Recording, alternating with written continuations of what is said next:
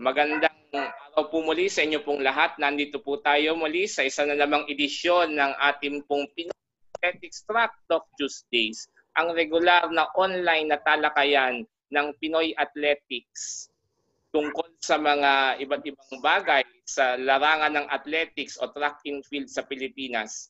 Dahil po sa hamon na ginawa ng COVID-19, napag-isipan po ng aking pong kasamang si Andrew Perry na mag-online interview po tayo at online forum kada Martes alas 5 ng hapon dito po sa Zoom na kung saan ay mapagtalakayan natin at usapan ang ibang bagay tungkol sa athletics. Ngayon pong hapong ito, dyan po sa Pilipinas, ay mayroon po tayong espesyal na panauhin. Muli po, si para ang inyo pong tagapagpadaloy mula po sa Davao City na sa kasalukuyan ay nandito po sa University of Physical Education sa Budapest, Hungary. Ngayon pong hapong ito, ang ating pong panauhing pandangal sa ating pong talakayan ngayong hapon ay walang iba kundi ang ating tinaguriang living legend ng athletics. Kasalukuyan ay naglalaro pa rin sa Masters. Ang ating pong SEA Games champion, Asian Games medalist, Olympian at naghahawak pa rin ng maraming records sa larangan ng athletics sa ating mga kababaihang atleta. Wala pong iba kundi si Coach Elma Muros Posadas. Palakpakan.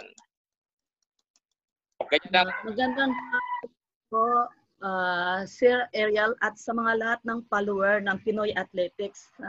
Thank you Lord at nabigyan tayo ng pagkakataon. Maraming salamat din po sa pagpapaunlak sa amin, Coach Elma, na mapagbigyan yung aming kahilingan na alam naman po namin na in demand po kayo palagi sa mga ganitong panayam. Napag-isipan natin na gawin po namin ang talakayang ito nang sa gayon po ay tayo po ay makasama-sama at makapagbigay at ibang pahayag tungkol sa larangan ng athletics sa Pilipinas. So ang ating pong daloy ngayong hapong ito ay binubuo ng tatlong bagay. Una ay tungkol po pagbati niyo po muna, then tatlong bagay ng masasayang alaala nyo o records nyo sa athletics, yung tatlong bagay na mahalaga, tatlong payo para sa mga atleta at tatlong payo sa coaches at higit sa lahat tatlong payo para sa pagpapabuti ng athletics sa Pilipinas. Yun po ang magiging kabuuan ng ating pong pagtalakay.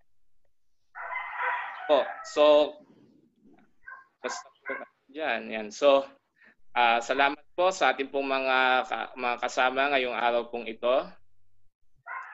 So, umpisa na po natin ang ating pagtalakay. So, Coach Elma, ilang pagbati po muna. Tapos, umpisa na po natin yung ating unang tatlong katanungan tungkol sa tatlong or alaala na inyong pinahahalagahan bilang atleta ng Pilipinas.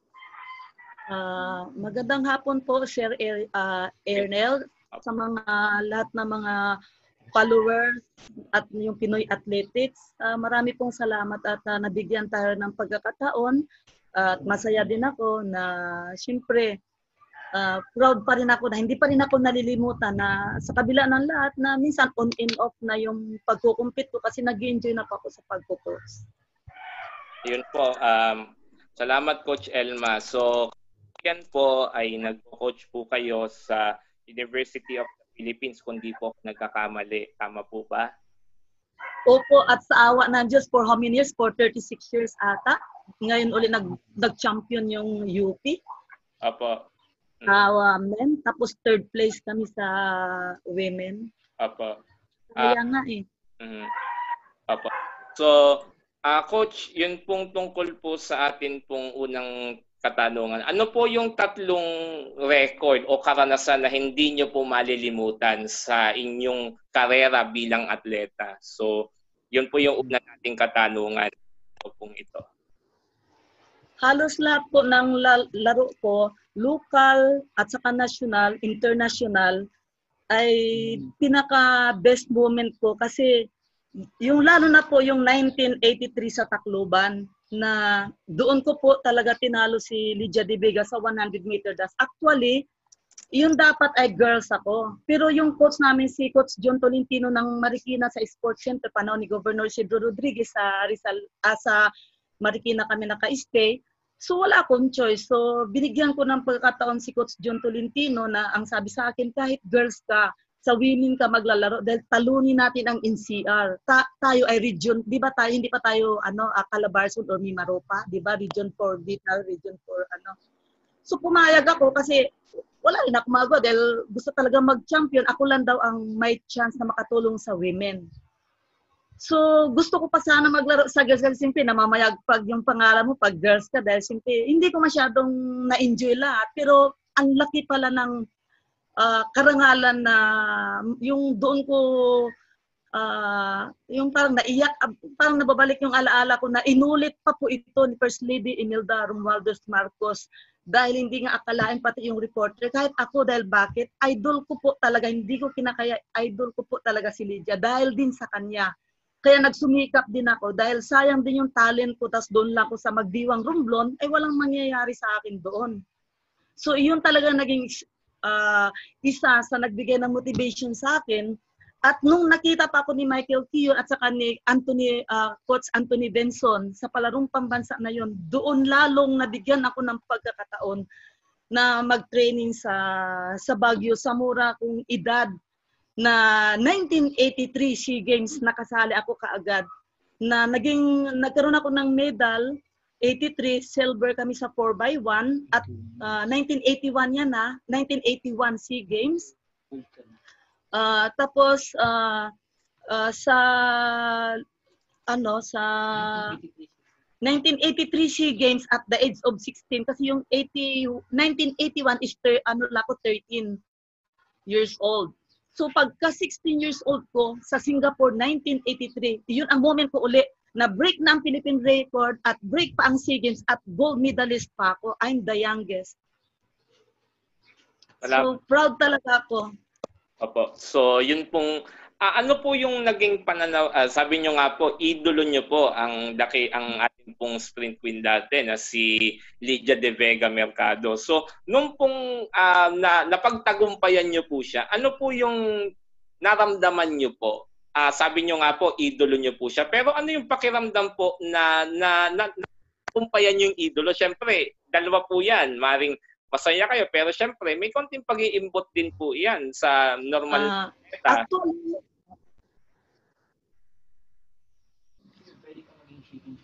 Kasi iyon, pinagbabasihan yun, pwede ako kaagad na maging, makitaan nila ako ng galing na pwede ako maging SEA Games, member ng relay uli, at pwede ako mag-individual uli ng 100. Kasi yung nakita sa akin ni na coach, masipag, mabait, determinado, palaban, hindi reklamador, at parang kaya mong harapin yung hirap ng buhay. Never akong sumurinder eh. Kahit yung husband ko si Coach Jojo, sinasabay na ako sa lalaki, never ako nagreklamo. Pero nagtataka lang ako, bakit sinasabay ako? Iba ang lakas ng babae at ang lalaki, pero wala akong choice. Isa rin pala yun na magbibigay ng tapang. Opo. So, batay po sa inyong pagpapahalaga o kaugaliang sinabi, yung pong hindi umaangal o hindi nagrereklamo at hindi sumusuko o yung pagsusumikap po ang pinakapangunahing yung bilang mahusay na atleta. So, ngayon naman po, Coach Elma, ano sa tingin niyo yung tatlong bagay na inyong nagugustuhan bilang kayo po ngayon ay coach na, bilang pagkatapos ng inyong mahabang karera o mahabang career sa athletics, nung kayo po ay naging coach na po, ano po yung tatlong bagay na sa tingin niyo gustong-gusto niyo ang coach po ngayon? Unang-una yung nakakatulong ka, lalo na yung walang pera at yung tamang-tama ang talent nila. Naiiyak ako kasi ang daming magagaling na hindi natutuunan ng pansin. Kahit na magaling ka sa palarong pambansa, pero may galing pala yung bata na yun natalunan dahil hindi nakapag-training. Sana, wag lang lahat na doon nakatutok sa pinakamagaling kasi hindi natin makikita yung mas magaling pa palang bata na yon. Hindi lang siya natutukan. At saka yung ma-develop yung galing nila, yung pag-aaral talaga nila kasi hindi naman habang buhay is athlete ka. Ang gusto ko talaga sa kanila, yung makagraduate ka pa. Graduate ka na, magaling ka pa, champion ka pa sa SEA Games, Asian Games, ang dami. Tapos teacher ka pa, ang dami nangyayari. Pero palagay ko natututo na yung mga bata Kasi yung mga, siyempre ngayon, high-tech na rin. Although, ang iba talaga hindi maiwasan na naglalaro ng mga, ang dami ng gadget, tapos mas magaling pa sa'yo. Pero never. Kahit na mas magaling pa sila sa'yo, dahil siyempre, na ano, pero iba pa rin talaga yung coach na nagmamano-mano pa talaga sa'yo at natutuunan ka ng pansin dahil parang feeling mo mahal na mahal ka. Yung nakikita ka talaga nila na naghihirap. Opo. Kayo po, bilang coach po, kayo po ngayon ay nasa Maynila po.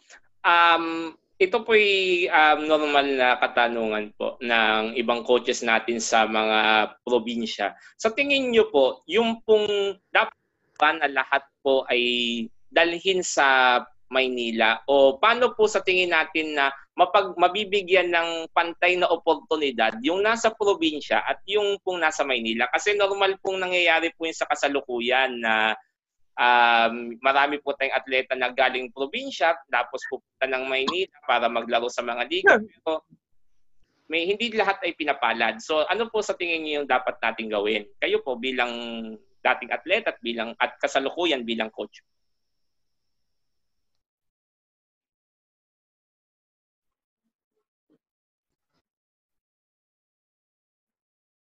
Walang net.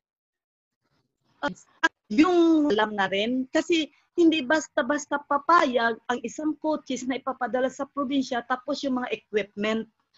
Behind na sila masyado sa exposure. Yung knowledge na ibang coaches, kasi ngayon high-tech na rin, pero iba pa rin talaga yung lamang ang nandito sa Maynila eh. Napakadali ng access at iba pa rin talaga yung pinapadala sa ibang bansa. Ang atleta natin para makapag-produce tayo ng world class. Hindi lang pwedeng dito na lang sa Pilipinas, iba talaga. Para mabigyan sila ng opportunity, mailabas talaga yung galing ng Pilipino.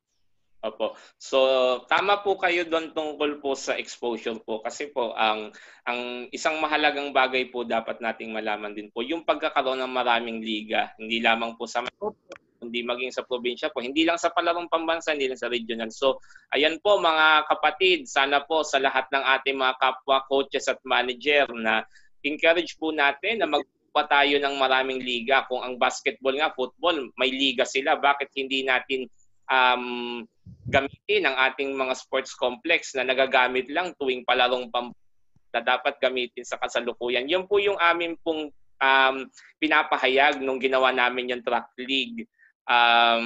Okay, kung mapuputol po tayo, babalik po tayo rito kung sakali man po. Kasi po 10 minutes lang, pero kung maputol man tayo, babalik lang po tayo rito. Coach, kaya kung mawala man ay babalik. Mga kababayan, kung maputol po yung yung po, i-click nyo lang po yung connection uli. So tuloy po tayo sa ating pong pagtalakay, mga kaibigan. So bilang pong pagpapatuloy, so ayun po, ang sunod naman po nating katanungan ay ano sa tingin niyo po yung tatlong bagay na dapat na ugali ng coach na meron dapat dito sa Pilipinas bilang coach ng athletics? Sa tingin niyo po, paano po natin sila higit na mapagyayaman? Maraming bagay na dapat gagawin para sa maging mahusay o magaling na isang atleta. May disiplina sa sarili para magawa ang isang atlet ang lahat ng hangarin niya upang marating niya ang tagumpay na nais maabot. Pangalawa, determinado at interesado siya sa lahat ng pagsubok at hirap at gagawin niya para maging mahusay na atleta. Pangatlo, sipag at tiyaga at may tiwala sa Panginoong Diyos. Apo. Tama po kayo, Coach. Again po, kung mawala po ang ating pong link ay i-click nyo lang po ulit yung click lang po natin yung link. Click po ang link. Yan, tinatay. So, ilang pang mga bagay, Coach. So, nabanggit nyo na po yung sipag, disiplina, tsaka po pananampalataya. So, ngayon po ay alam natin na ano naman po, yung sa tingin nyo tatlong bagay na dapat gawin sa pangkalahatan, sa pamamahala, sa admin, sa management, para sa athletics at sa sports sa Philippines. Ano sa tingin niyo yung tatlong bagay na dapat gawin ng ating pong mga administrators at managers at maging kapwa directors din po tungkol sa sports po, lalo sa athletics? Ang tatlong bagay na pinaka-importante na gagawin. Number 1, full support ng gobyerno mula sa PAC. Financial support, moral support, physical support, food supply and equipment. Number 1, financial. Kailanganin ang pera para sa mga pangunahing pangangailangan at suporta sa sarili at sa pamilya. Moral support, tratuhin ang atlet bilang anak o tao dahil sila ang isa sa mga nagbibigay ng karangalan at pinaglalaban para sa tagumpay ng ating bayang Pilipinas. Pangatlo, physical support, kailangan ng wasto o tamang pagkain na nagbibigay ng lakas sa pangangatawan ng isang atleta. Kailangan ng maayos na gamit, formal at international training. Importante ngayon ang formal at proper training kung meron tayong high caliber o world-class caliber na Filipino athletes. Dapat sa abroad sila mag-training upang makasabay at maging world-class at manalo ng medal sa world competition.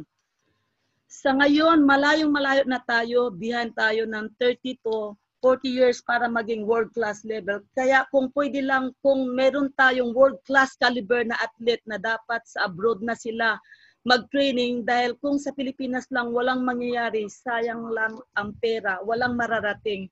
Pero pinapasalamatan ko pa rin ang Philippine Sports Commission, si President Duterte, Chairman Ramirez, kasi at least kahit paano may pinapadala na sila. Yung pangatlo, proper international exposure.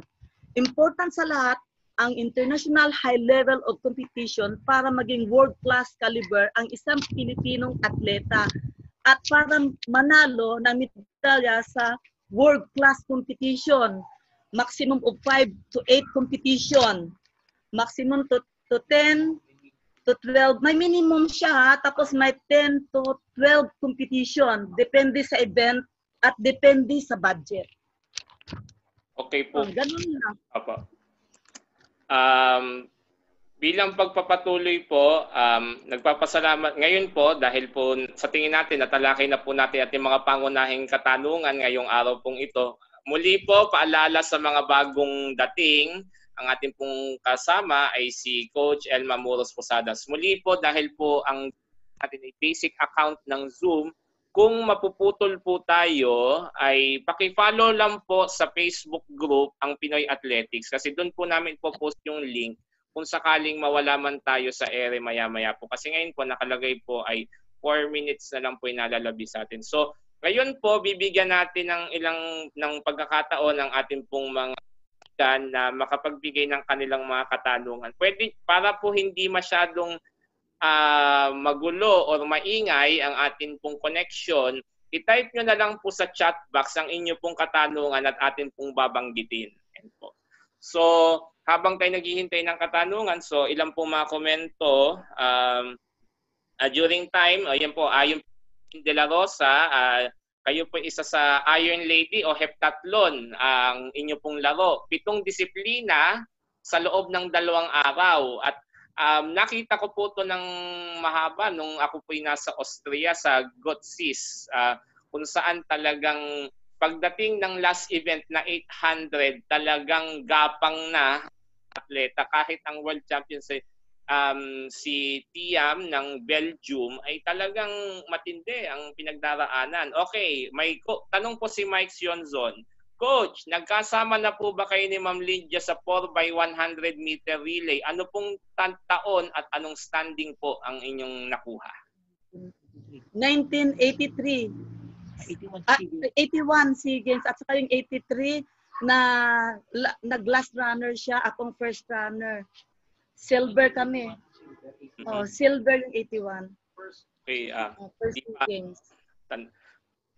Classic talaga. Hindi pa ako tao noon, 1983. Pinapanganak pa lang ako noon. Pero okay lang yan. Ganon talaga. Noon nga National Open sa Ilagan, Isabela, lumaro pa kayo noon eh. Nung yung latest ko doon, nung naglaro ako sa, sa Isabela, try ko ulit. Kaya pa pala.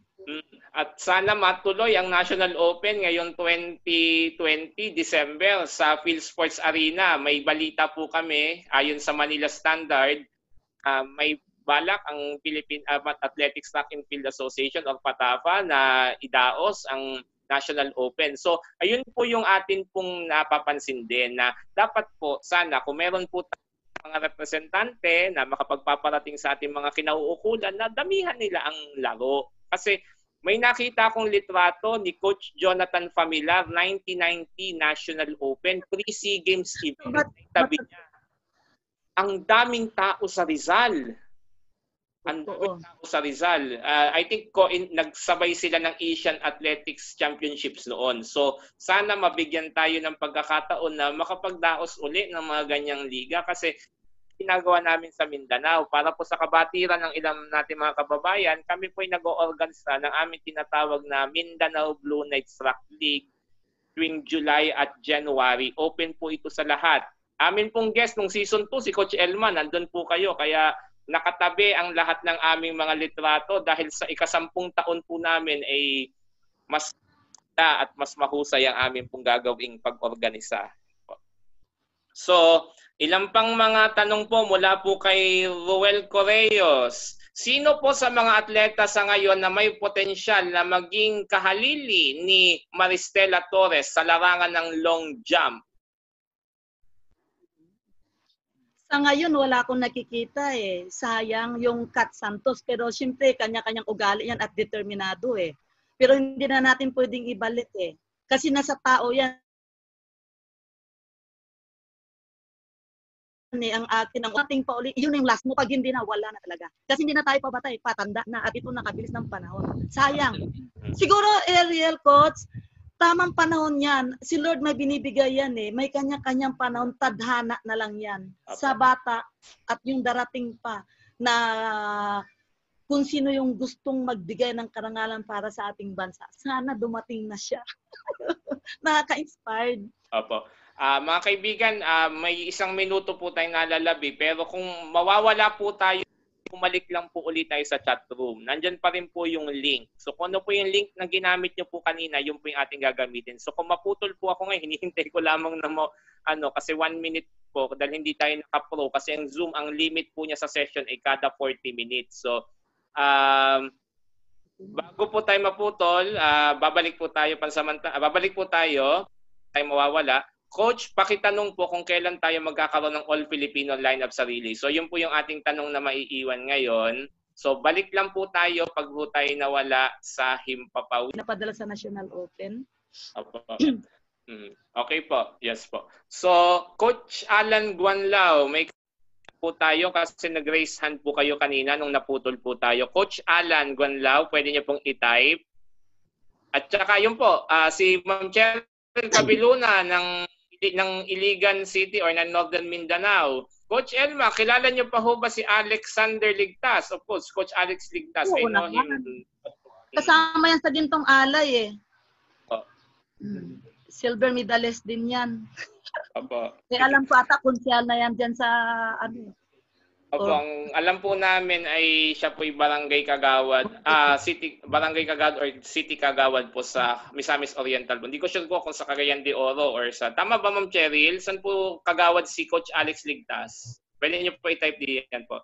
Coach Ruel Correos po, Coach Elma, sa tingin niyo si Sara Dikinan po ba maging matagumpay sa heptathlon? Nag-gold medal siya nung SEA Games noong 2019. Alam mo pa na panahon yan. Dahil yung dalawa niyang kalaban may injury, talagang pagpara nga talaga sa'yo para sa'yo. Lumaban yung mga gold, silver, pero hanggang doon talaga yan. Basta lumaban ka, kahit anong bansa ka, tanggapin mo para kay Dikinan yan. Deserve it na para sa kanya. Kasi panahon yan, ay yung mga magagaling na injured sila, naglaro sila. So sorry, Philippines ang nakakuha. Opo. So, maraming salamat, Coach Coach Ruel. Muli po, pwede nyo po, again, panawagan po, i-like po natin ang Pinoy Athletics page po, Sport Management Council of the Philippines page. Join po sa Pinoy Athletics po na Facebook group at mag-join din po tayo sa MPG Coach for Mindanao. So, yan po ang atin pong mga group na pwede po natin puntahan para makapagtalakayan po tungkol po sa mga tungkol po sa atleta po. Okay po, anak ng MRM. Coach Jun Valeroso. Coach, familiar ba kayo kay Danilo Feriol ng Udyungan na nakasabay nyo din sa Marikina? Oo. Pero saglit lang eh. Eh marami kasi nung mga panahon namin yan, marami kami mga taga Romblon, mostly ang kinuha ni Governor Isidro Rodriguez. Kaya Opo. yun, bumalik na ata yan sa amin doon sa sa Romblon. Hindi ko na rin masyadong kasi nung sa mura kong edad napunta na ako ng Baguio eh. Kasi nung law na nung nag-EDSA Revolution, na-disalign na lahat yung result ni Gov. So hanggang nakapasok na sa military, napunta ng iyo. So nagkanya-kanya ng buhay, survive. Opo, may papakita ako sa inyong litrato ngayon mga kaibigan. Ito po yung litrato nakuha ni Coach Jonathan Familiar kung yan po. Rizal Memorial Sports Complex po ito. Ay sabi po niya ay National Open po ito. Nasabay na rin ng Asian Athletics Championships, 3 SEA Games. Nandiyan po ba kayo nung panahong iyan? Si Lydia pa yan. Anong year yan? 1990. Ay, nandiyan ako. Oo. Gusto ko lang ipakita po sa atin pong mga kababayan na ganyan po karami ang nanonood ng athletics nung panahon pong una. So, yun po ang ginagawa, ang dapat nating malaman na nandiyan ang palaro, nandiyan ang UAP, nandiyan ang NCAA. Pero mas sa amin pong pananaw, sa Mindanao Blue Knights Rock League, po gawin natin na magpaliga po tayo. So, yan po yung atin pong tungkol po sa programa. So, iba pang mga katanungan. Muli, kung mapuputol po tayo, may 15, mag-extend po tayo hanggang 12:15. Kung mapuputol po tayo, ay i-click nyo lang po notification para maka-join po kayo kasi may 2 minutes po. Every 40 minutes kasi kinikick out tayo ng Zoom kasi 40 minutes lang limit natin. So Coach Elma, okay lang tayo mag-extend 15 minutes para sa ating mga kababayan kasi ito po yung pinakamaraming presence ng aming pong Track Talk Tuesday. So mula kay Ed, wait lang po, amin pong binabalikan yung mga katanungan. Butch Hernando, ano pong masasabi nyo or comment sa pole vaulter natin na nakakwalify sa Olympics, si EJ Obiena?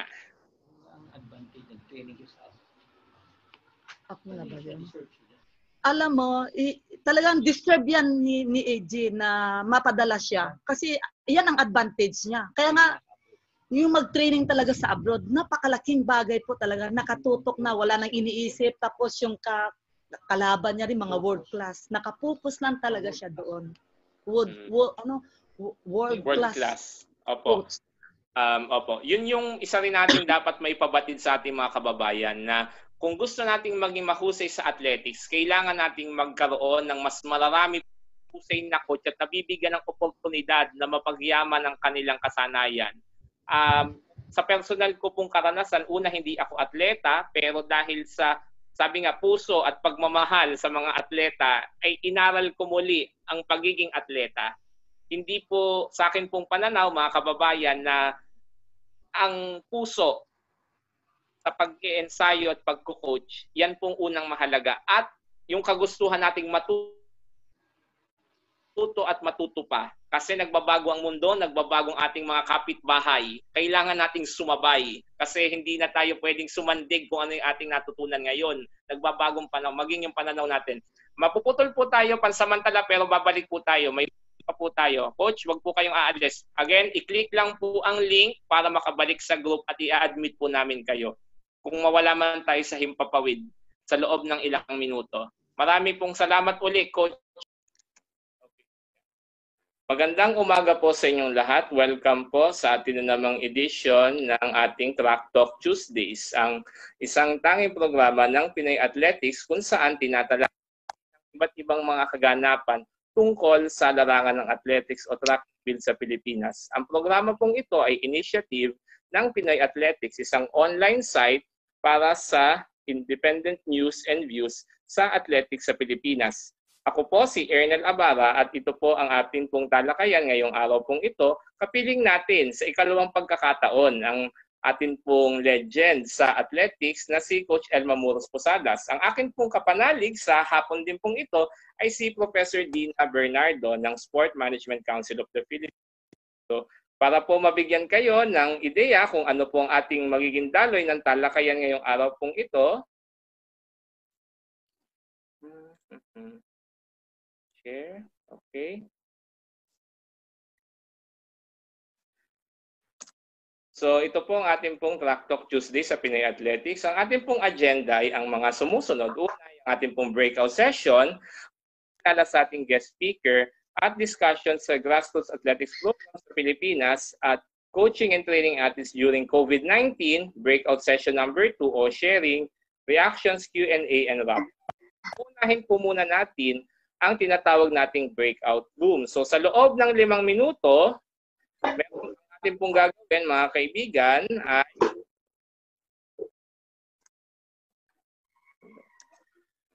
ang gagawin po natin ay magpapakilala tayo sa ating mga yan po. So get to know each other, then share contacts, and of course mag-prepare po tayo ng pen and paper para po dito sa bagay po. So sunod po natin, wala po siya. Ang ating pong gagawin po muna, syempre pakilala ko muna kung sino kami, sino ba ang mga tagapagpadaloy ngayong araw pong ito. Una po, habang naghihintay, so share screen. Okay, tungkol po sa amin, ako po si Erna Labara, public school professional teacher and MS po sa University of the Philippines, Diliman, at kasalukuyang nag-aaral sa University of Physical Education, Budapest, Hungary. At ako din po Chief Sport Officer ng Ateneo de Davao University at Head Coach ng Ateneo de Davao Track and Field Team on leave din po at founding leader ng Mindanao Blue. Ang akin pong kasama ngayon sa pagpapadaloy ng programa pong ito ay walang iba kundi si Ms. Professor Geraldine Governor, former team captain ng Philippine Women's Dragon Boat Team at medalist sa Southeast Asian Games. At siya rin po ay isa ring lecturer ng Sport Management sa De La Salle University at tagapagtatag ng Sport Field at isa sa mga tagapamuno ng Sport Management Council of the Philippines. So bilang unang bahagi ng ating programa, mga kaibigan, ay ang ating pong gagawing breakout room. So sa loob ng 5 hanggang 10 minuto ay kayo po i-divide namin sa 5 group at mangyari po lamang na ipakilala ang inyong sarili at kung sino po kayo, saan po kayo affiliated at ano po yung mga expectations nyo pong programa. So gagawin na po natin ang breakout rooms. Assign into so ngayon po tayo pupunta sa breakout rooms in 3. Okay. So, okay. Ayan, so nasa breakout rooms na po tayo. Meron po tayong 5 minuto.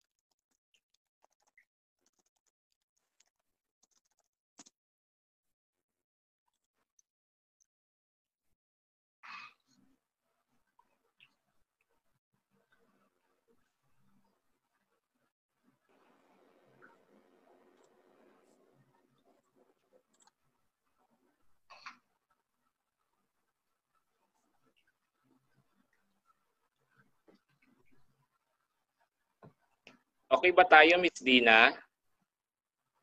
Ay.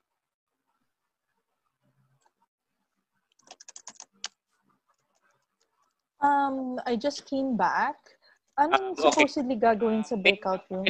Po, name, affiliation, expectations, magkakilala lang po muna. Okay pa? Okay.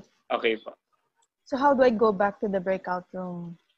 Wait lang po ha. Assign to 1, 2, 4. Okay. Ang dami yata sa 3. Okay. How many minutes yan? 5 to 10 minutes po. So, time check, nag-umpisa tayo ng 9:05. So, matapos tayo 9:09. Medyo marami ha. Assign to 3, 4, 5. Dami-dami tayo ngayon ha. 40. Okay.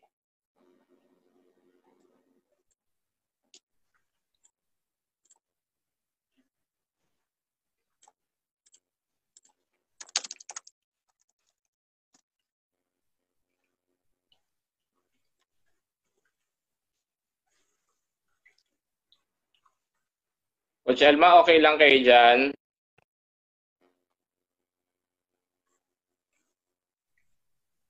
Okay lang kayo dyan sa breakout rooms? Yan, sige, okay lang.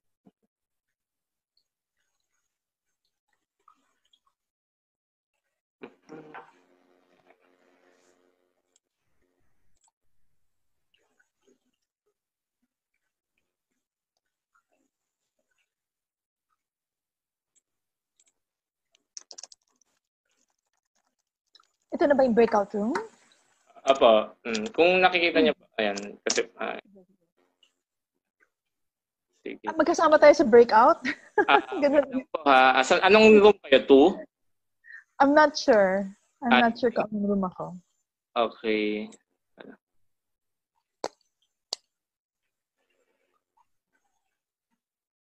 Dami-dami na. I think nasa 2 kayo. Ayan. Sige, invite me again. Hindi, nasa 2 na kayo. Sige. So, Nasa 2 na ako. O, sige. Good afternoon to everybody in this room. Aba, ang swerte ko naman, kasama ko si Ate Elma. Pero si Ate Elma, kayo na kaya muna mag-introduce ng sarili niyo ulit. Kung anong hindi namin paalam sa inyo. Okay. Para magkakita lang. Sige, para may isa pang salvo dito para mas makita niya. Yeah. So, narinig ba ako ni Ate Elma? Or do I start first? Di ko sure, ma'am. Sige, anyway, ma'am. So, close. Okay, yeah. Sige, I'll start first. My name is Dina Bernardo. Used to be a dragon boat athlete back in the 2005 SEA Games. Now teaching in De La Salle University and founder of Sportfil. I have my little background, my small protest. Hindi, dapat protest natin to lahat eh. Physical education is not an extracurricular activity. I'm sure Ate Alma will agree and Coach Jojo. So can we hear from others?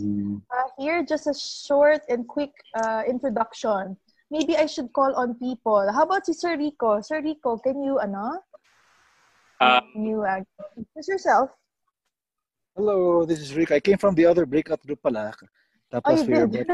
we were brought back to the main group po. Okay, sige lang, babalik na Okay. tayo. Yes. Okay. Tayo.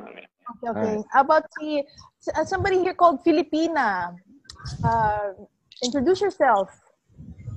Tingnan ko lang yung mga Options. Okay.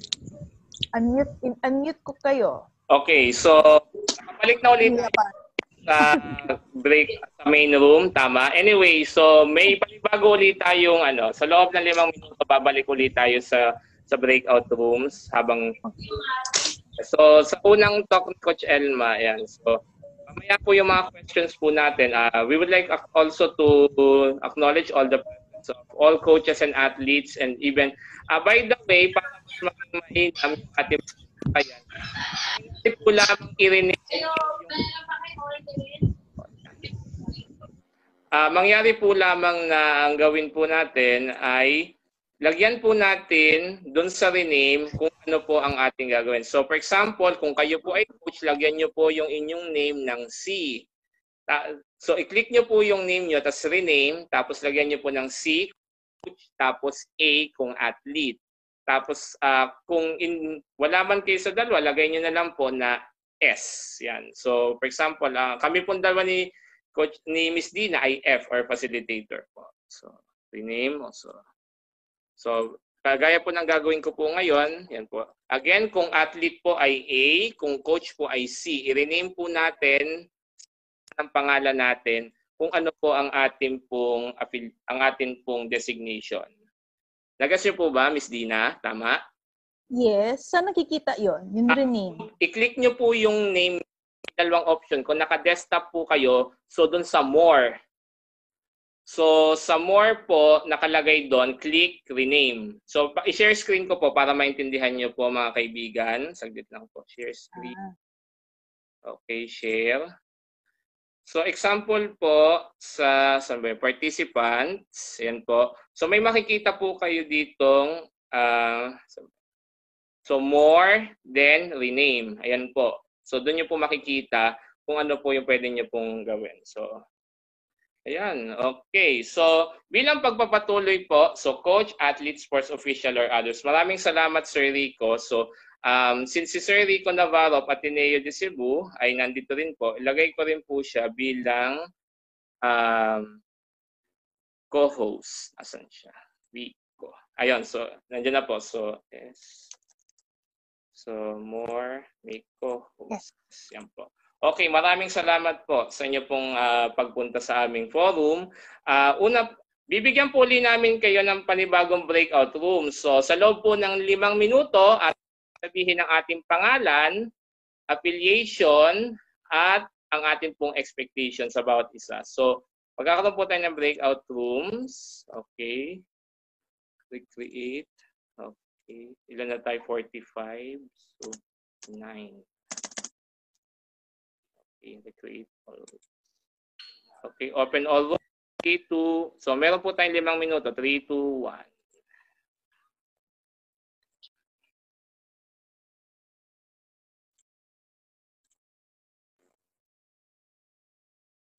Ayan po. So para po maintindihan niyo po, ako palipat-lipat po. Si Filipina pala si David. Hindi ka nagsasabi diyan, David. Okay, so yan ang ating gagawin. So balik. So ayan, expectation. So alis na po ako para makapag-usap kayo. Maganda rin po kayo ng lapis at papel or pen and paper para ma-meet niyo rin po yung mga ibang kasama. Arvin, maraming salamat sa inyong pagdalo. Salamat kayo sa inyong pag-abot sa itong forum. Thank you din, sir. Okay. Balihin ako sa line ubang rooms. Yeah, salamat, sir. Okay.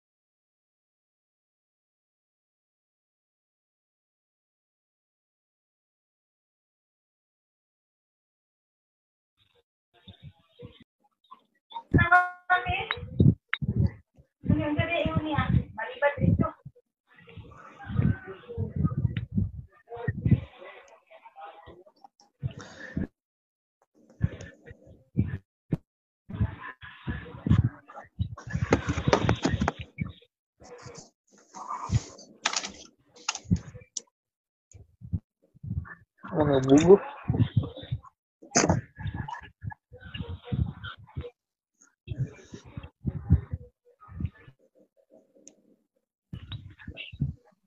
Babalik na po tayo sa room, sa main room 3.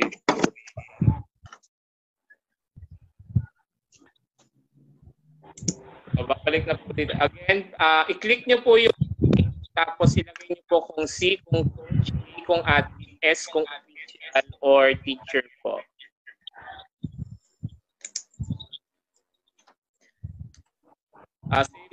Si David.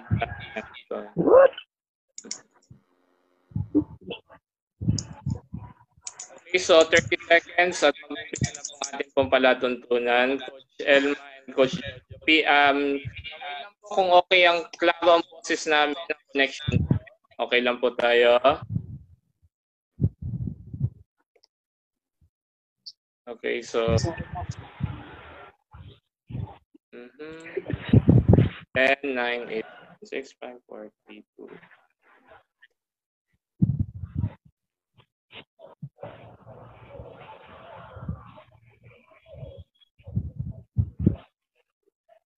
Okay, nagbabalik po ulit tayo sa ating palatuntunan, mga kaibigan.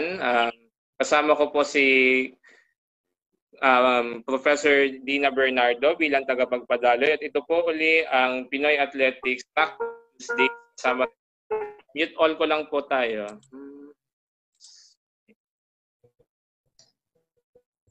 Bilang pagpapatuloy po ng ating pong programa ay atin pong sinisimulan ang atin pong pagpapakilala ng ating pangunahing tagapagsalita.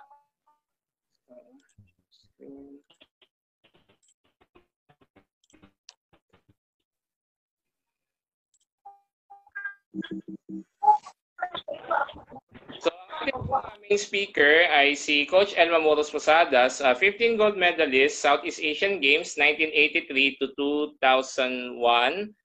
Current holder ng Philippine record 400-meter hurdles at heptathlon. And then, part din siya ng 4x400-meter relay ng Philippine National Record 1993.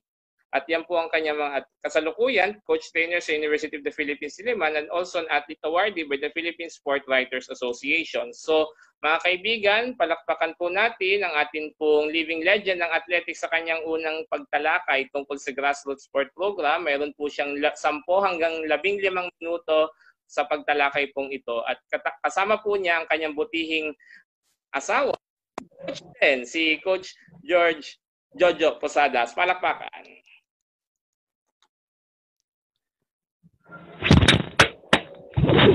Okay, tayo. Coach Elma, kindly unmute mo po yung button. Nandyan po sa tagiliran. Naka-unmute ko na po kayo.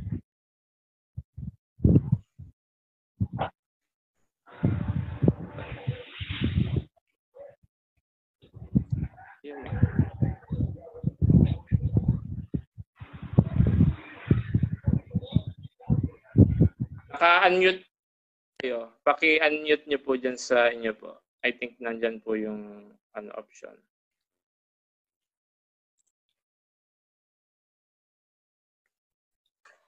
Coach Elma, paki-ano po, na-unmute ko na kasi siya, Sir Rico. Hindi ko sure kung bakit ayaw niya mag-ano eh.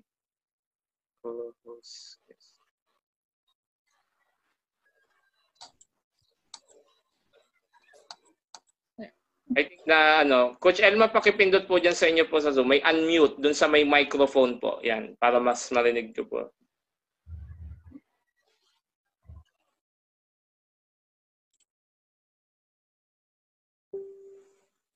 Ayan, okay. Yan, okay, ready na po tayo. Sige po. Yan. Coach Elma, ready na po tayo. Take it away po. Ang ating pong unang topic ay tungkol sa grassroots sports sa Pilipinas. Mga dapat nating gawin bilang pagpapatuloy ng ating naputol na udlot na talakayan noong nakaraan po. 15 minuto po ang ating pong unang talakayan. Coach, ready na po tayo? Coach Elma? Ready na. Okay, sige po. Sa inyo na po ang mikropono. Ikaw na. Regarding sa...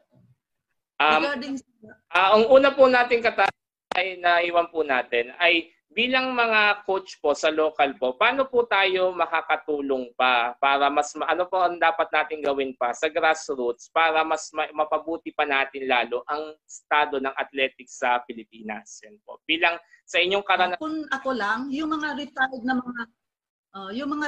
mga athletes na sa sarili talaga nilang bayan, mas maganda kasi natututukan na mag-coach na sila. Kasi kung kukuha tayo ng hindi taga doon sa kanila at hindi rin national team, napakabigat.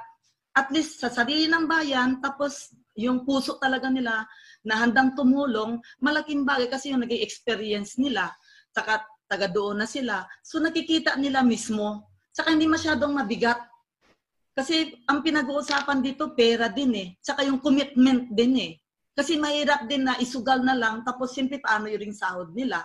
Maraming bagay na dapat din pag-usapan na magtulong-tulong ang LGUs, DepEd, ang pilagay ko Sports Commission, pero hindi naman lahat matutulong na Sports Commission. So, siyempre, may initiative din tayo sa local.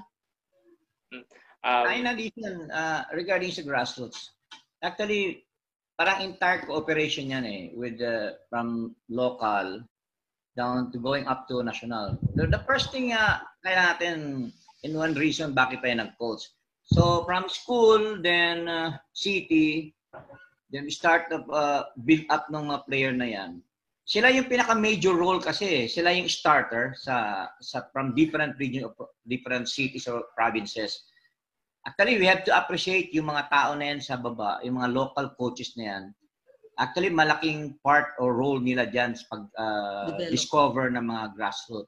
Until such time, sa aking na level, yung 50% na develop ng foundation ng mga dyan sa downline ng mga coaches locally, sila yung sila yung pinaka basic na mag-build up ng mga player. Then until such time, pag tayo mga local coach, naka-develop tayo, we don't have to be selfish enough. Kailan tanungin natin ang future ng player na yan makarating sa part na, let's say, maging college level sila. In what school they're prepared to go until that time. Kasi ang big opportunity kasi sa atin, yung from provinces or region, going down to the opportunity sa Manila area, na maging student athlete sa NCAA or UAP. Yun yung start up ng selection process.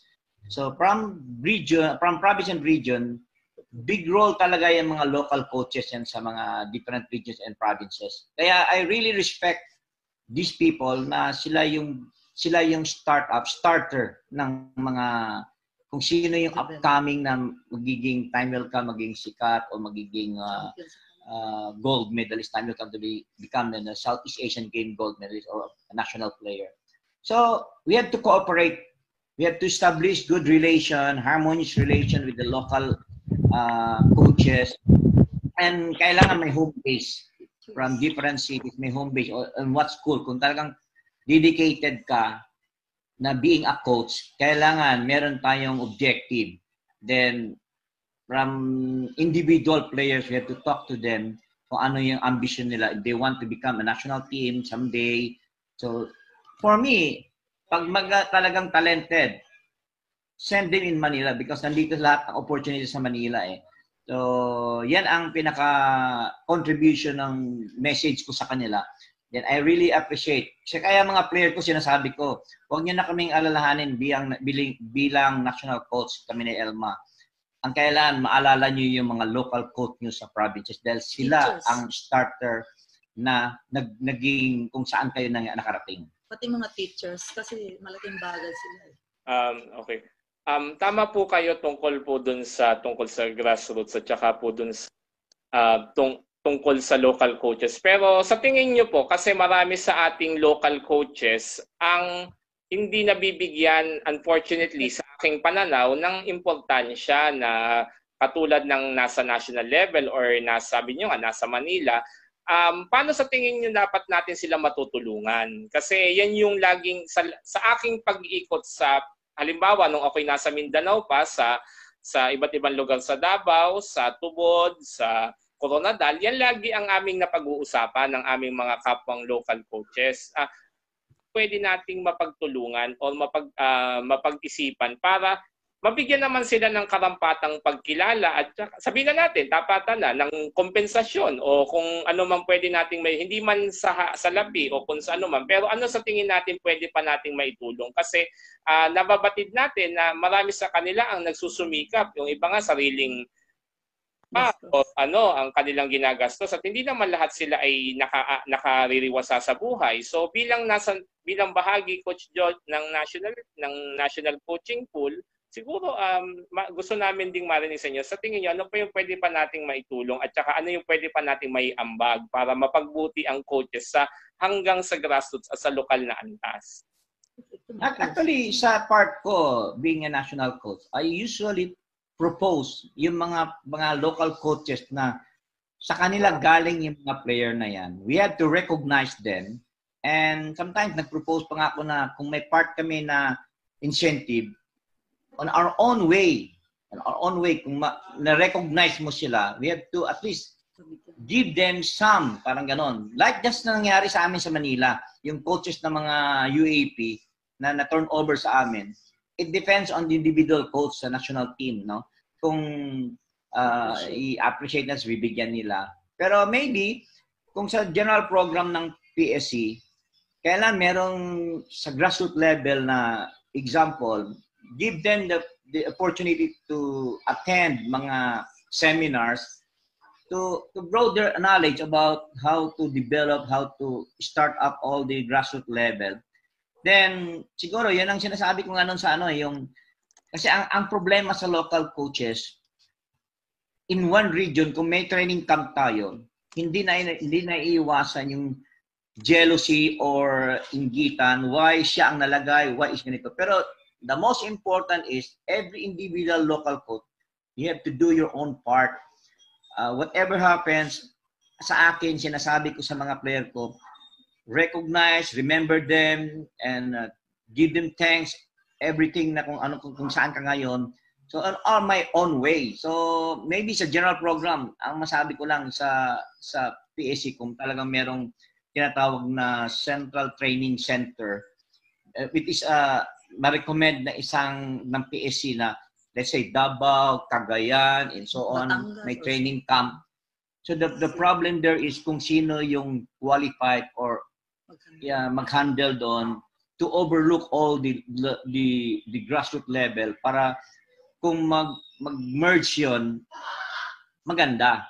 Kasi during the time namin nung kay Elma, kasi handled by the governors yan eh. 3 governors ang talagang matindi noon. Governor Siring, Governor Montelibano, and Governor Rodriguez, Isidro Rodriguez ng Rizal. So they may role sila doon. So ang nangyari pa minsan pirating. Pero the most important is they start up to build up those players tapos hanggang makarating sa national level, then to serve our own country na magbigay ng honor sa atin. So, yun ang nakikita ko. Maybe sa part ng PSC, like say, yung PSI program, ma-distribute yung support. Maybe sa local coach kung ma-identify sila. Mas maganda yon. Pero siyempre, I don't have any right na, but I just propose that kind of system or program. Okay, thank you po Coach Jo sa una nating topic. Dahil ngayon po gagawin natin ulit Miss Dina ang ating pong second breakout room. So sa second breakout rooms po natin, ang atin pong pag-uusapan, i-share ko lang po ulit sa ating mga kasama ay share screen. Okay, ang ating pong breakout ano yung so far natutunan po natin? Tapos ano sa tingin nyo yung idea natin tungkol sa grassroots athletics? So nakikita po ba natin yung pong na-share ko po na screen? Okay, so bibigyan po natin kayo ng 5 hanggang 10 minuto para po dito. Saglit lang po. So muli, bigyan po, kung babago po, randomly ko po sineselect ang mga members po sa breakout room. So mangyari po lamang makipagkilala sa isa't isa. Kaya po lagi tayo magdala ng pen and paper at kunin po natin ang contact. Kasi hindi lang po tayo nagpo-forum para lamang makinig, kundi para magkaroon tayo ng panibagong mga makikilala. Lalo ngayong panahon ng COVID na wala tayong physical na pamamaraan para magkasama-sama. So ito sa loob ng 5 hanggang 10 minuto ay atin po gawin na po ang ating breakout. 3, 2, 1.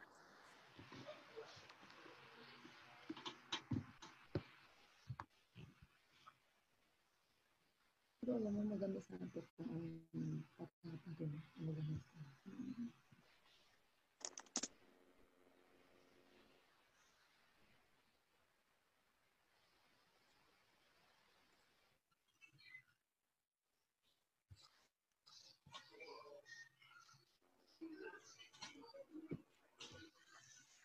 Pupuntahan ko.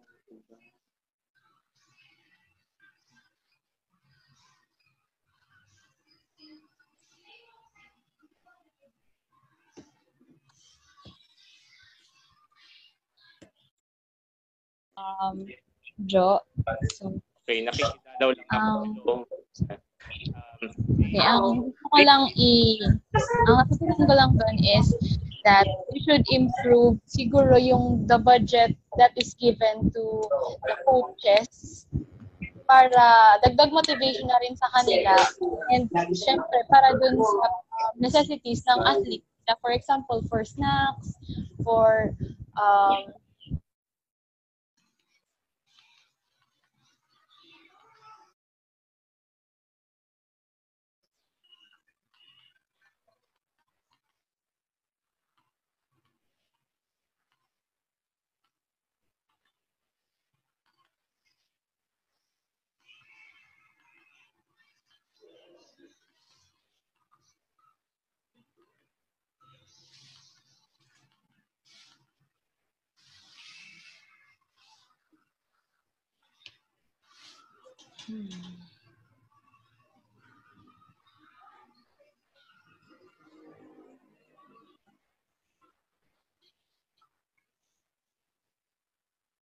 sa Parañaque City. Ngayon, Oh my gosh. I'm here yeah. also. I'm there also. Parañaque City. Opo, service road. So, lahat ng basketball teams ng San Beda College, Alabang. Oh yeah, very close.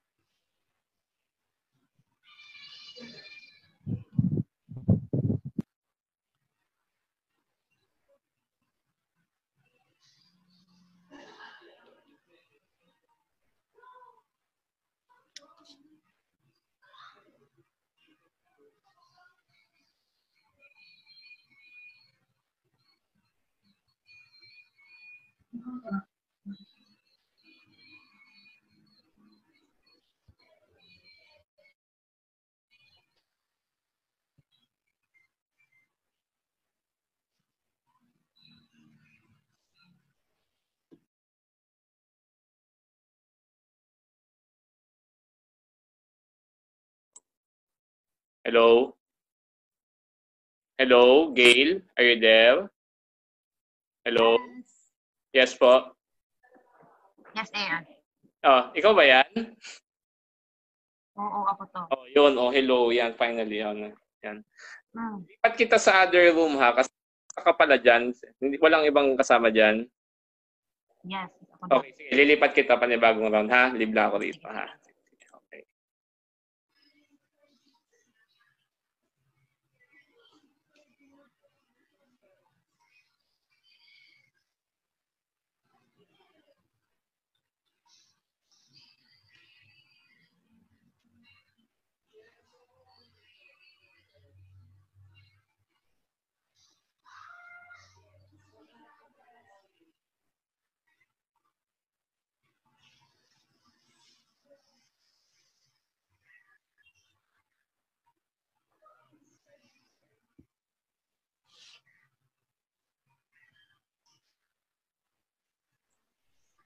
So, nagbabalik po tayo, Coach Elma. Ayan lang natin makabalik muna uli yung iba. So, habang hinihintay natin, so ang pangalawang, ngayon naman, bubuksan na natin yung ating, yung tungkol sa sharing. So, habang bumabalik yung iba mula sa, so 36 seconds. Kamusta kayo diyan, Coach Jo, tsaka Coach Elma? Okay lang kayo dyan? Okay lang. Okay, Ano naman, nasusundan nyo ba yung flow? Okay, medyo, kasi minsan kasi pag pinagpapalit-palit ko, minsan nagahang yung connection. Okay lang, okay lang. Ayan, no? So, habang hinihintay natin makabalik ang lahat,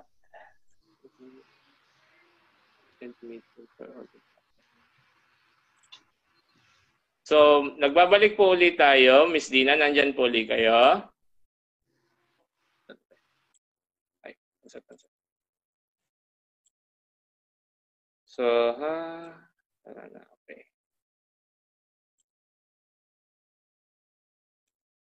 Okay, nagbabalik po ulit tayo sa atin pong talakayan, mga kaibigan. So, ngayon po, bubuksan po muna natin ngayon sa loob ng 2 minuto ang inyo pong mga questions. So, ngayon po, pwede na po kayong mag-type ng inyong questions sa chat. So, ang unang tanong, hinahanap ko po. Okay, so...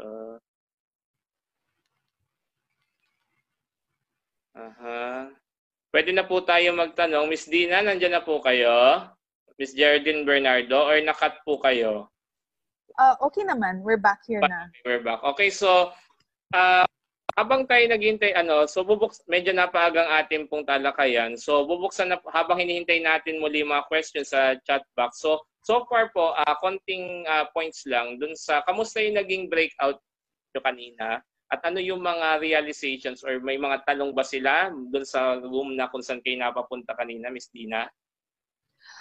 Yes, I was with Coach Paul from San Beda and also Ethel from Zamboanga City, but also staying in Pasay.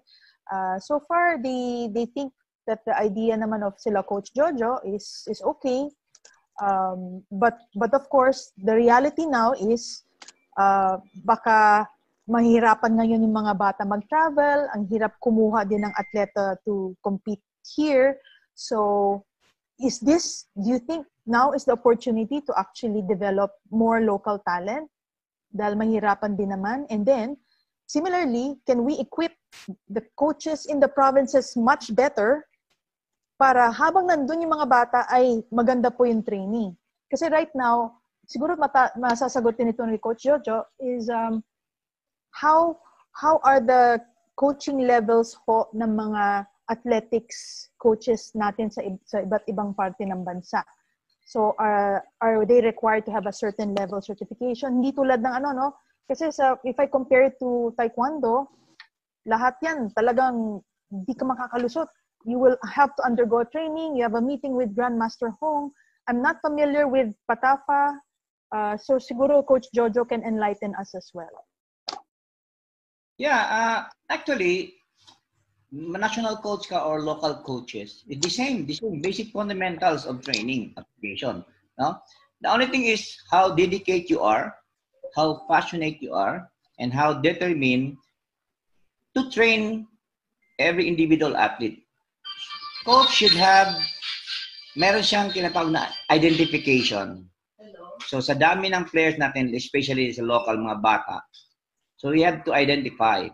Then, pero general application pa rin ang training. Basically, general training kasi parang tinatawag natin sa training, sa periodization is general program.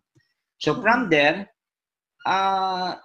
sa situation natin ngayon, parang tayong ginagawa, parang on your own. Then, the only thing, ang obligation ng coach, the responsibility ng coach is to monitor their whereabouts. Pero bibigyan natin sila ng basic to maintain their fitness level. Kunyari sa regional players o mga local coaches. So kung meron silang pinpointed, identified players talaga. Kasi usually tayo mga coach, may mga nag-groom tayong favorite. Not necessarily na one side of a favorite because they are really talented and potential players. So, kaya nga sabi ko, sila, mga major role talaga. Actually, talagang malaki ang papasalamat ko dyan sa mga local coach na yan. They really discover, then build up those young ones na time will come, they will reach in college. It depends on to decide what school they go, but the most important is the opportunity. Kasi we have to accept the realities. Ang opportunities nandito talaga sa Maynila. Then based on competition, kung hindi nangyari yung COVID na to or ano, natuloy yung palaro and so on, any activities, competition, ang advantage dito sa Maynila is maraming competition and opportunity, like tsaka very tough ang competition, UAP and CAA. So I'm not set aside yung mga local kasi sila yung sila sa kanila galing yung mga players na yan eh. Actually, honestly, nanggaling sa kanila yan. So it depends on the coach how we appreciate, respect these people. Kasi sila yung 50%, I believe 50 to 60% nanggaling sa kanila yung basic build up ng players. So in this way, you know, in participation nila, give them the chance. Kailan meron tayong identification sa mga local coaches na to. In case of may mga seminars, high level.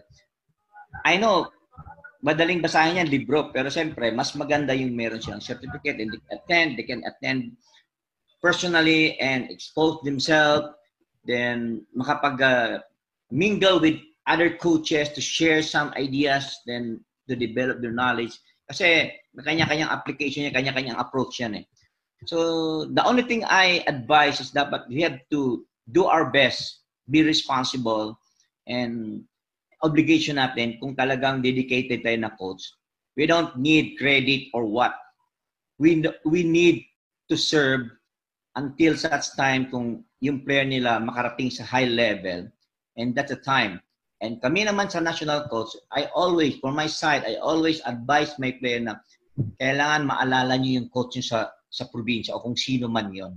Kasi that's the only thing I can share or can contribute na maalala sila, ma-appreciate sila. Kasi limited yung slot like national team kasi nandito sa Manila.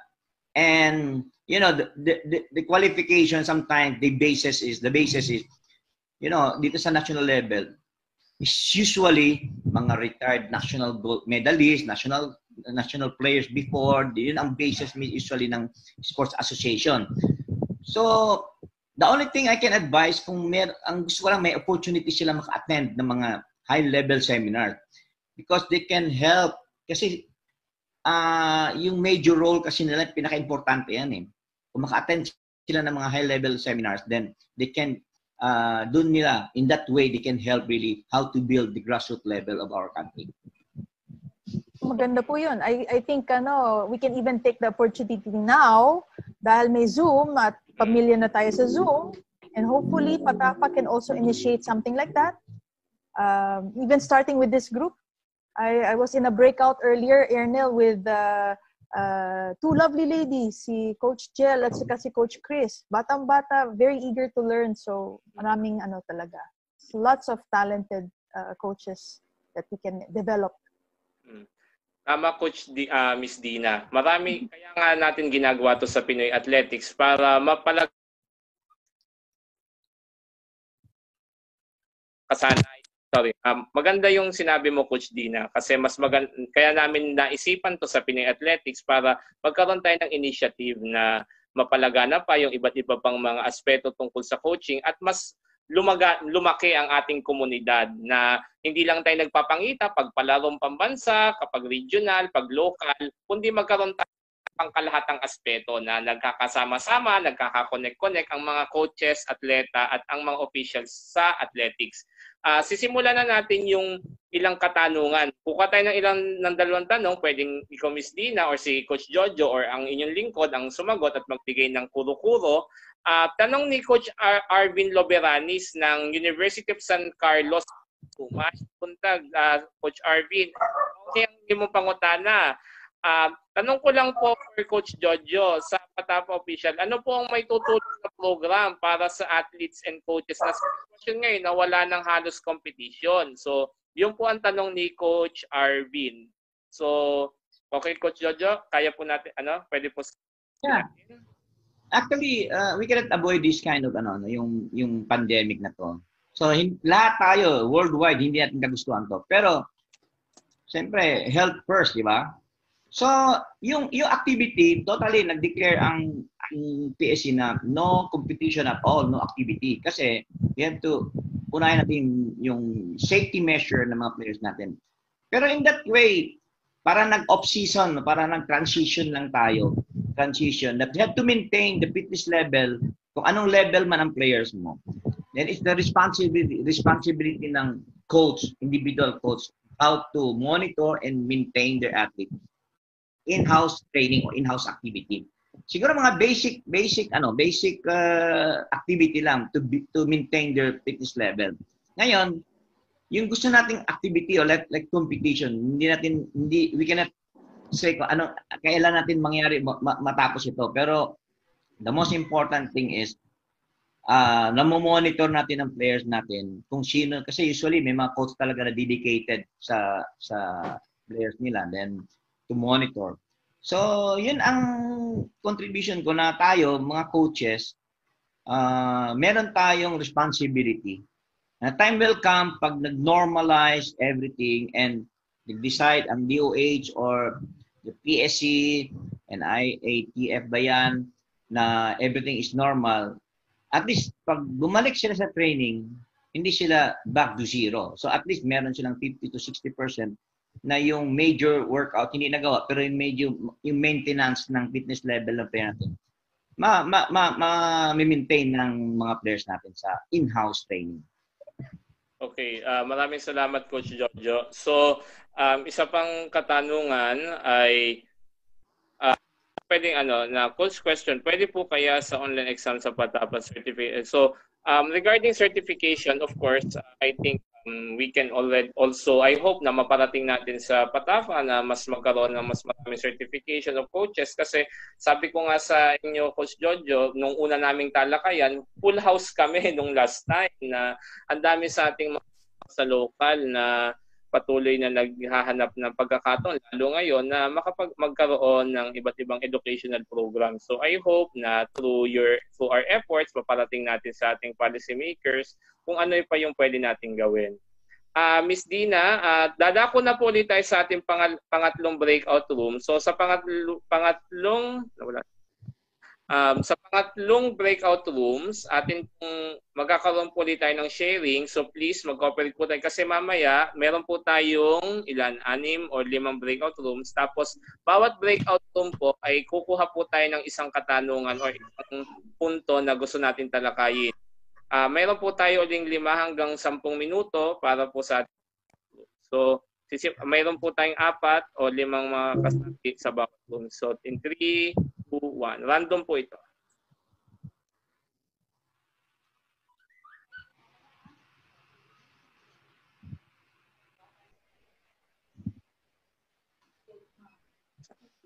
Ano yun? Okay, assign. Mamaya lang, mama. Bye-bye. Tumawag na si Ma'am Arlene. Nangamusta. Kasi gusto na yung award sa kalat ng mangyayari. Nag-update dun sa balita sa akin dun sa Cebu.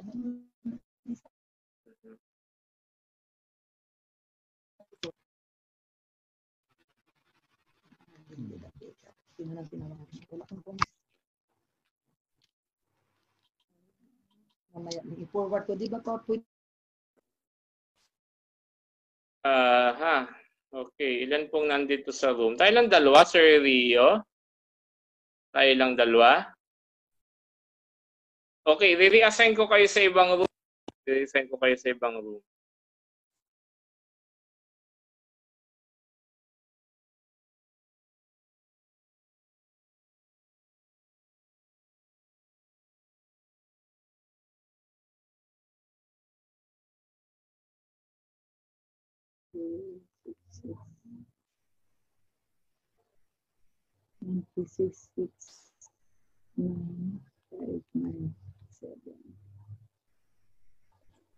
Move ko kayo ha, saglit lang. Move to...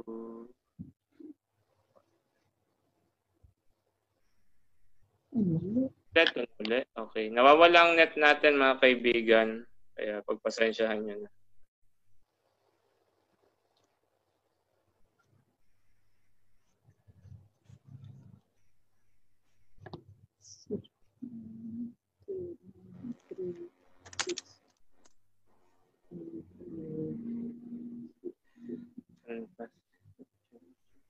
Miss Dina, okay.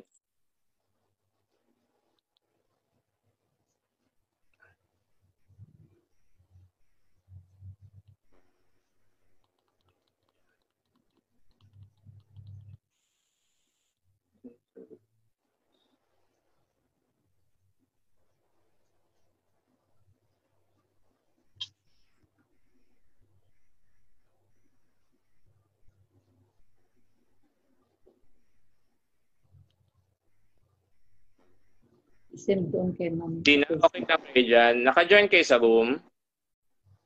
Yeah, but no, I haven't. Kasi I missed the instruction. Nawala na naman ang Okay. internet.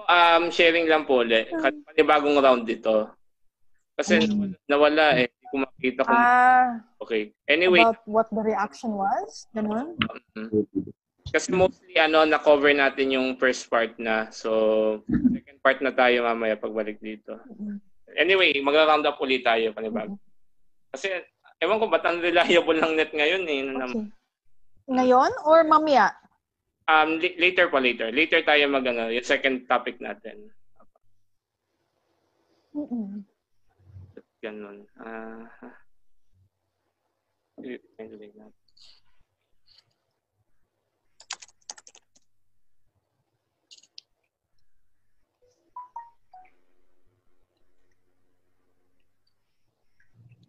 Coach Elma, Coach John, nakakapasok ba kayo sa breakout rooms? Nakapasok kayo? Nara-random select ko kayo? Nara-random ko kayo? Kami? Nakakapasok kayo dun sa rooms? Oo. Ayun, okay. Kasi baka... Okay, kami.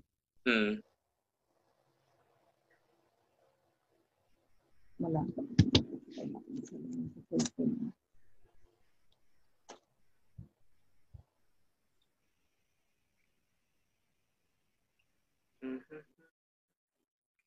Okay.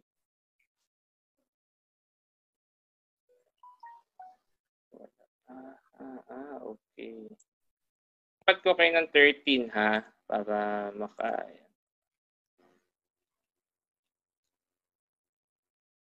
Yan, okay.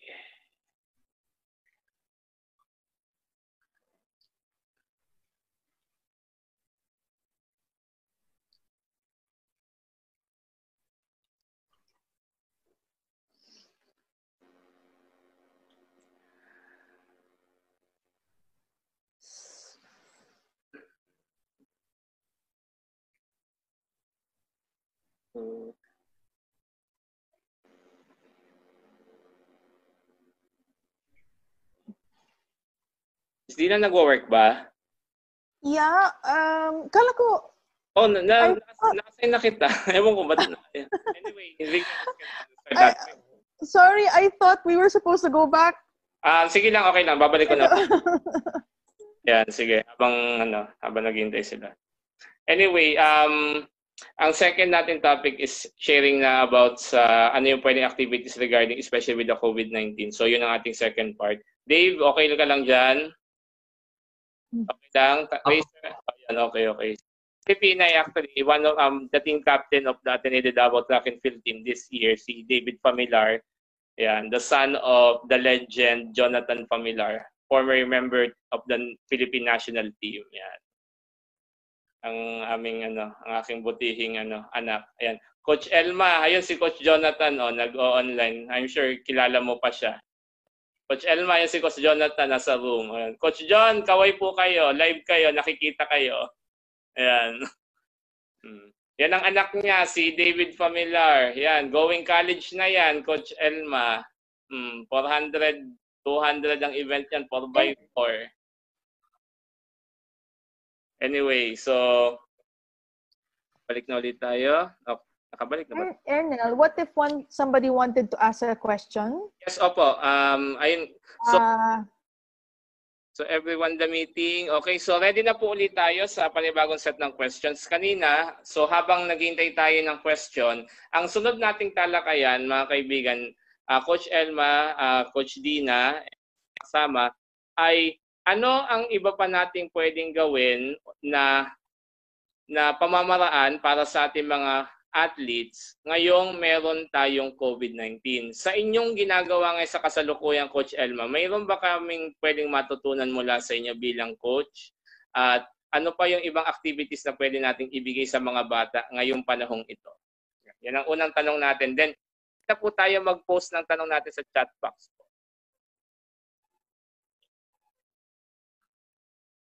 Nakamute po. Pakipindot na lang po. Oh, wala natin siya.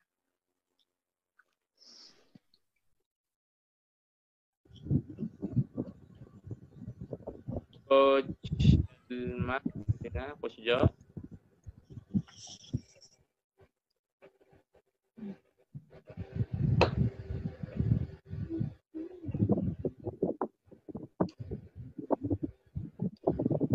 Coach Jojo, okay na po tayo? Abang ano? Wala pa rin. Pindot po nung unmute. Kung narinig niyo po. Anyway, habang naghihintay tayo, kung unmute ko na sila. So, Ms. Dina, Okay na? Okay na po. Pwede na po tayo. Sige po, pwede na po namin kayo. Ano po pwede pa namin gawin ngayon may COVID-19 bilang pagpapatraining sa aming mga atleta, Jojo? Actually, in-house tayo, no? Meron tayong mga, monitor tayong player natin. Then, at least, meron tayong bigyan din sila ng program. Basic program lang, tapos kung gagawin nila sa bahay, yun nga, nabanggit kanina, yung basic activities lang to maintain their fitness level. So, kasi talagang hindi tayo pwedeng lumabas, so walang face-to-face training. So, the most important, kung not every day, meron silang training activity na gagawin let's say, 3 times a week, not necessarily every day. But it depends on the individual kung gusto niya talagang mag 5 to 6 days a week. So, the only thing ng coach talaga is, katulad sa amin, sa national team level, meron kaming assigned events. So, bibigyan talaga namin, individually kami mga coach, binibigyan namin talaga ng activity. Hanap sila ng area within their house, kung meron silang garage or what, may mga dumbbells or anything na ma-maintain nila, like push-up, sit-up, and so on, jumping jacks, squat jump, squat thrust. So, yan lang ang magagawa natin just to monitor their activities. Then, they have to report. At least, magpapakita sila ng video na ginagawa nila yung activity program na binigay ng coach. So, yan lang muna sa akin, dahil parang i-apply natin to as transition or general preparation and training na lang. Okay, thank you, Coach Jojo.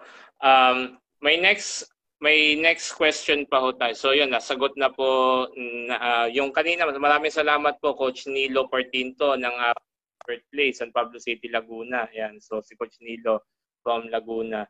So ang isa pa nating pwedeng gawin, mga kaibigan, ay of course, maganda na meron tayo nitong Zoom na may mga ilang fitness trainers tayo nakikita na nag-o-online training sabay-sabay. So pwede nating gawin na doon natin i-broadcast ang ating trainings, at the same time ay magkaroon lalo ng interaction. Kaya namin ginagawa yung breakout rooms, ladies and gentlemen, para may magkaroon kayo ng interaction na hindi lamang nakikinig kayo sa amin, hindi lang kayo nakikinig sa ating mga speaker, pero mas nagkakaroon kayo ng pagkakataong makipagkilala sa isa't isa. Ang magagawa natin ngayon ay ang pagkakaroon ng mas mahalagang aspeto ng communication sa isa't isa, to learn more and to interact more. Sa gayon, para pag normal ng lahat, pag nagpangipangita tayo, ay mas magagawa na natin ang ating programa. So, ang sunod, nabanggit nyo kanina tungkol sa sa pagpunta ng atleta, na mahuhusay na atleta, for example, para makapag-training. Pero paano yung hindi kaya na pumunta? Paano kung talagang kasi tingnan din natin yung dynamics na what if na may nagte-train sa Manila, may nagte-train sa iba't ibang region. Sa tingin nyo, paano natin higit na mapagbubuti yung gano'ng kalagayan? Coach Joe or Coach Elma, nasa sa inyo yan. Usually, meron tayong mga coach, no? Para ma-enhance na ma-train natin ang player natin, you have to monitor and honestly and with determination to train them. So, the only thing is yung opportunity ng player na yan, once under sa local areas, kung talagang super potential and talented yan, ang pinaka-importante kasi yung opportunity. Opportunity that, I don't know, kung kasi ang opportunity, kahit saan natin tanungin, nasa Manila lahat eh. No? So, they maintain their players, yung kung talagang dedicated sila, up to what level sila makarating. Let's say, 60-70%. Then exposure-wise kasi, yung ginatawag nating regional meet, provincial meet, palarong pambansa, parang yung standard level lang natin sana, pero based on criteria to qualify to qualify the time to become a national team. Siyempre nandito sa Manila because of monitoring ng mga coaches and individual coach ng university and NCAA. And exposure kasi nandito lahat eh. Let's say na weekly relays and NCAA, UAP, SQA. Pero I hope ang masuggest ko sana sa locally, no, meron yung sinasabi natin nung in-invite niyo kami sa Ateneo. We have to build our own activity, sports competition. Kasi ang problema sa local level, kulang ang competition doon. Kung kailan lang sila prepare school meet, then region, city or district or city meet or division meet, then provincial and regional. Pero yung level na yun, going up to palarong pambansa lang. Then, sa ngayon, nakita ko kasi ang proseso ng training, parang shortcut na hindi katulad noon, salang-sala ang players. But, still, ang responsibility talaga ng local coach, no, nasa kanila ang susi kasi na paano may start up yung sinasabi ng grassroots level, mapupunta sa high level. So, I think they have to create some activities na among them, kunyari, ang ginagawa ko, yung player ko, nagkakaroon ako ng competition among us sa school. Tapos ngayon, kung may mag-invite naman, minsan mag-dual meet, minsan may mag-invite kami ng 3 to 4 school na among us, na kami na rin ang mag-officiate para lang ma-test natin ang ability and capability ng individual players natin. So, don't wait for, let's say, city meet, regional meet, provincial, regional, palaro.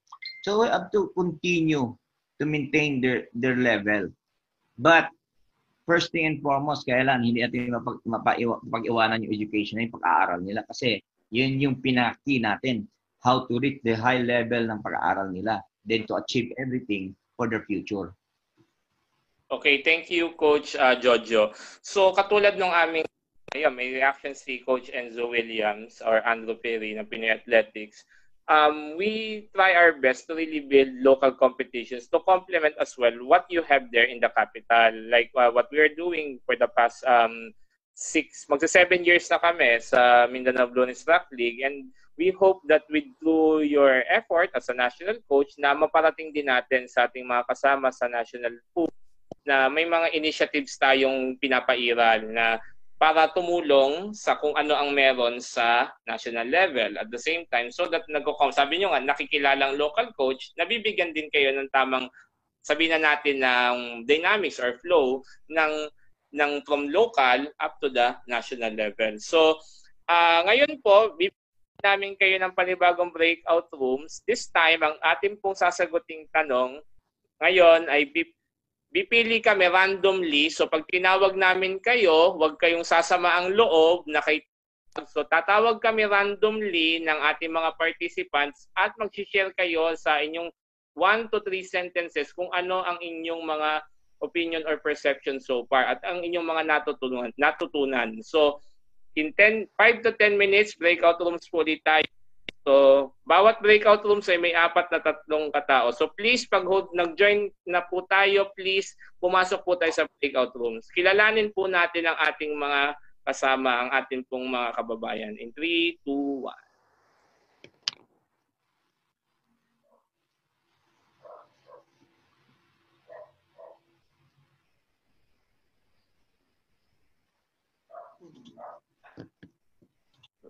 Ano kaya yung sa Pinoy Athletics? Yung ano, yun ang gusto ni Ma'am Arna kita. Forward.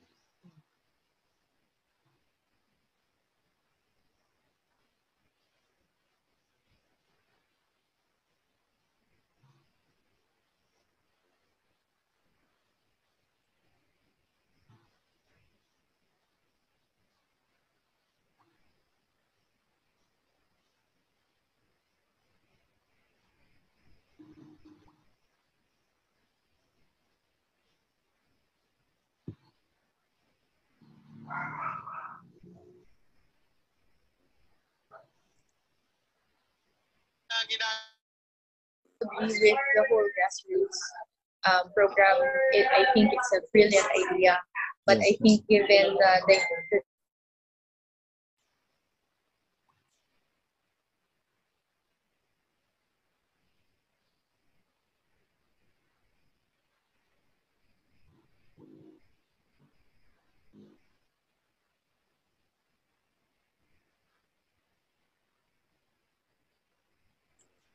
Paki-click po yung mga naka-not join, please paki-click po yung join sa breakout rooms kasi nawawala po yung iba. So bigyan po natin ng pagkakataon bawat isa na magka-connect. Ba't gano'n nawawala? Okay.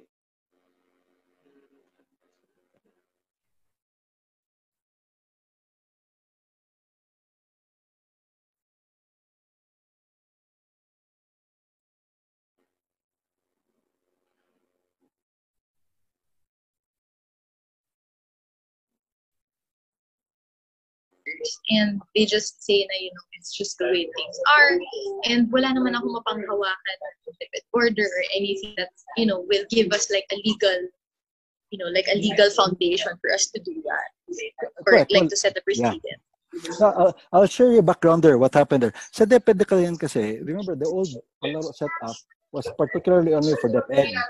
Now when the private schools came into play already, many private schools have coaches na hindi naman PE teachers nila, or hindi teacher, for that matter. Now sa DepEd, Palaro, you look at the rules, it only says that the person must be connected with the school. In fact, yung sa mga coaches natin, may mga contracts sila, and all you have to do is show that to the DepEd as the papers needed. You show it that this person is a consultant of the school with a fixed period. Normally, period naman yan. This starting date, ending date, tapos tinatanggap ng DepEd yan. Hindi na, normal na dito sa Visayas, I say Visayas, or you go to Manila, lahat naman ng coaches dyan, hindi naman talaga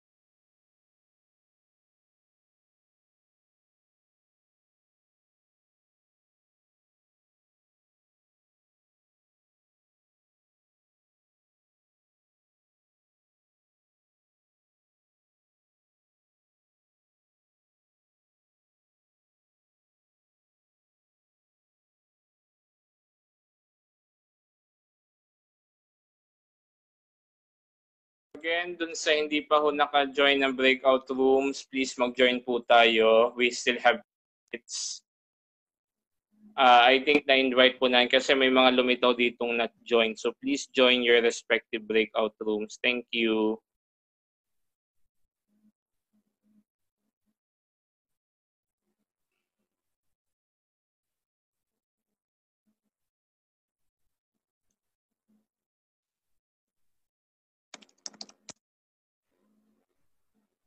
Nawawala si Miss Dina. Ayun. Sa ganang lockdown, parang sobrang lungkot ako na parang anong pwede natin gawin for the sport community? Ayan, si Ernal, nag-i-eavesdrop. Chismoso. Friend ko yan, ah. Yeah, I invited Kinisio from Dubai to join us to see what we are doing. Pachi? Itong si Pachi? From Kuwait ko ako. Yeah. Si Kuwait. Iba, ito si Lauren. Gail. Kinisio ba si Lauren? Yes pa, Lawrence Gale. Lauren ako ng Lauren. Gail pala. Lawrence Gale. Kinisio from UP also? No, hindi po. Saan? Second bachelor's degree ko po sa Australia ko po kinuha. Okay. Wow. Very good. Okay. Good school. Balikan ko kayo later. Okay, girl talk. 3, 2, 1.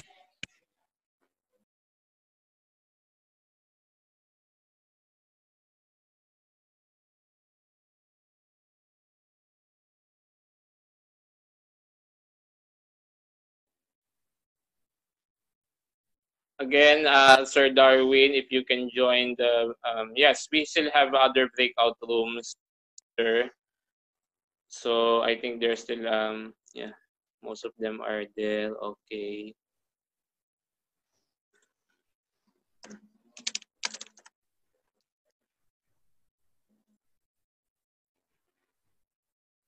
So, Coach Mike, kamusta din yan?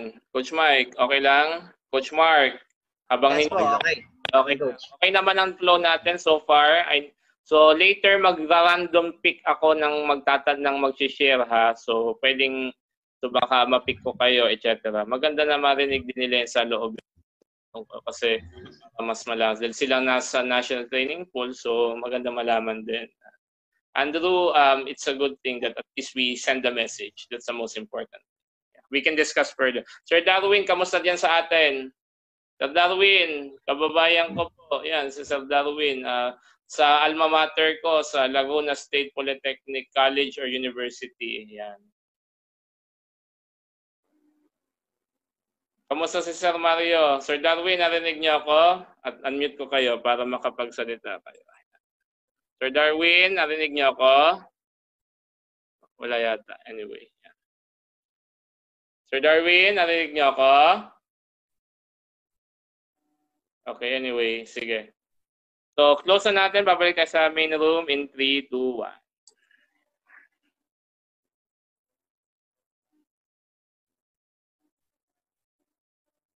So, babalik, habang hinihintay natin lahat na makabalik sa breakout rooms. Coach Mark, salamat sa pagpunta mo. Salamat. Yan. Coach Mark, can you hear me? Okay lang? Mark? Okay, good. Okay.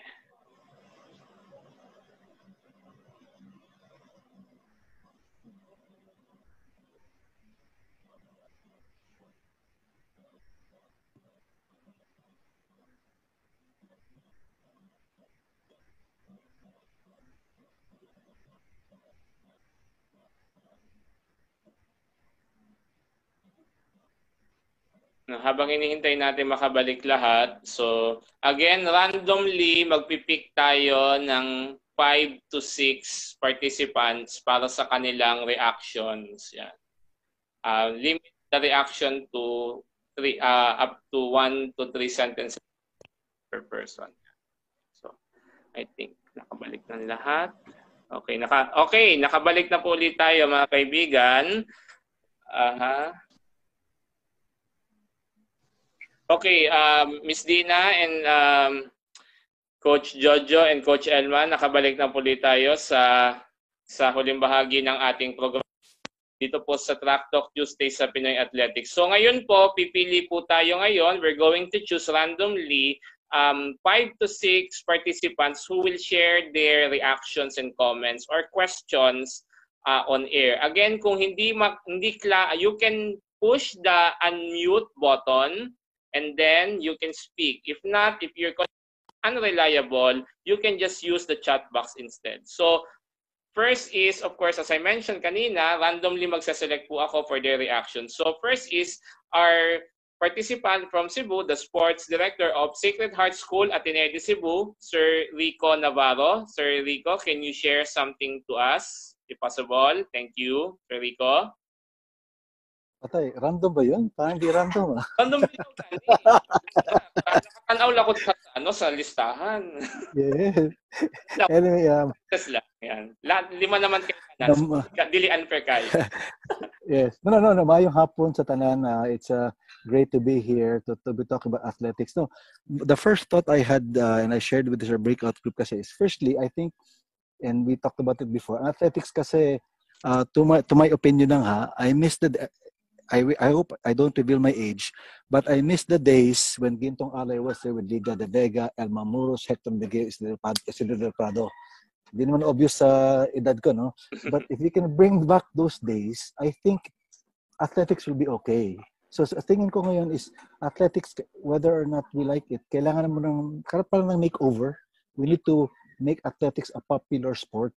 Okay, make it a popular sport so that the youth will be excited to go into running. Ako, I'm a jogger. I know you don't look at, but I run at least 5K 3 times a week. Ganun lang. But I do it for fun and fitness.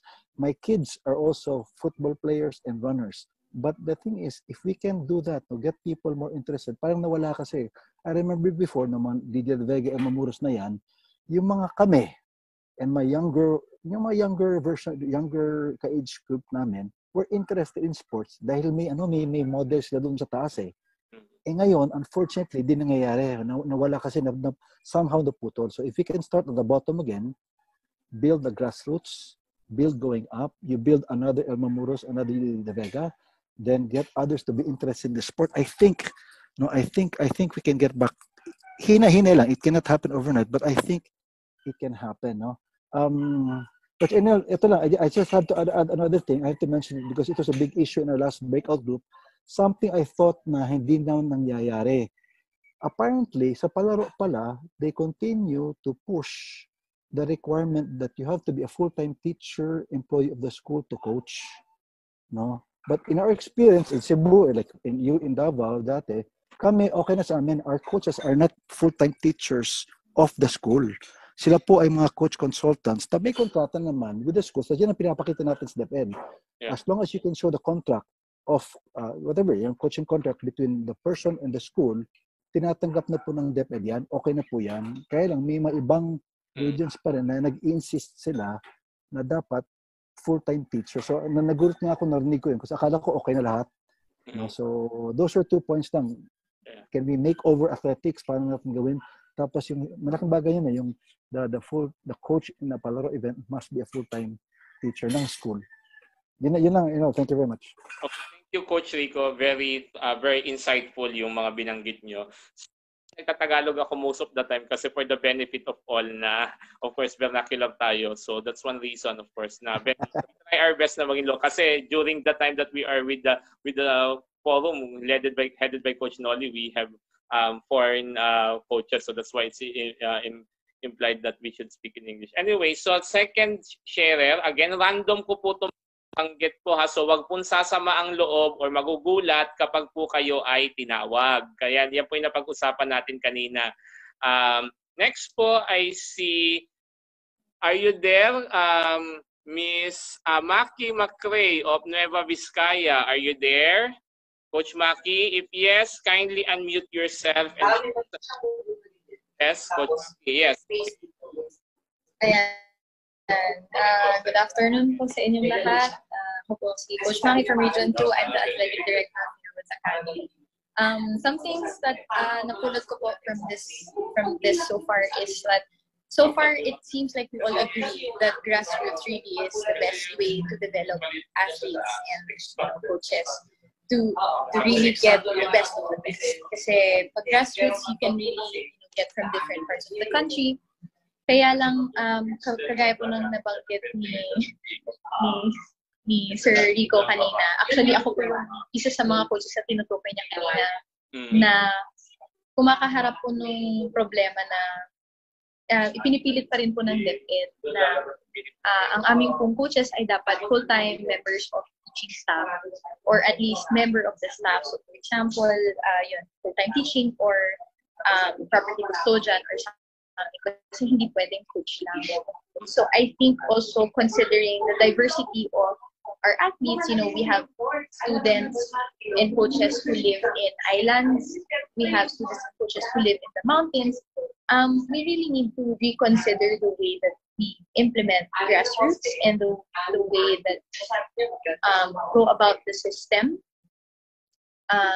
in terms of selecting athletes and coaches. Kasi with the way that some places are right now, parang it doesn't really give everybody the same opportunity to excel, which kind of defeats the purpose of the grassroots program. Para po sa mga nag-chat po kanina, anong region po? I'm from Region 2, Nueva Vizcaya, as part of Cabraa, Cagayan Valley Regional Athletic Association.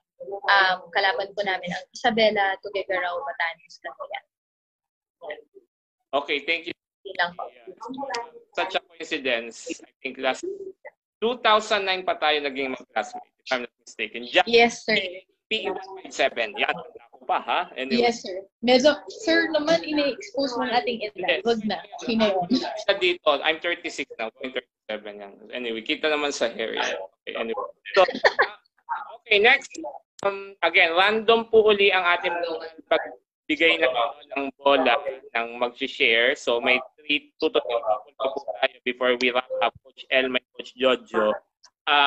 Next, si Coach Jonah from Laguna, if I'm not mistaken. Coach Jonah, are you there? Please unmute yourself in 3, 2, 1. Coach Jonah, Janilsa, sorry. Ay, hello po. Opo. Yes po. Kaya niyo pong i-on ang camera niyo po, the better po. So ilang pong comments or reactions lang po sa ating pong nagkayan ngayong araw pong ito? Reaction ko po. As usual po, dapat po yung mga coaches marunong po sa technology tools ngayon.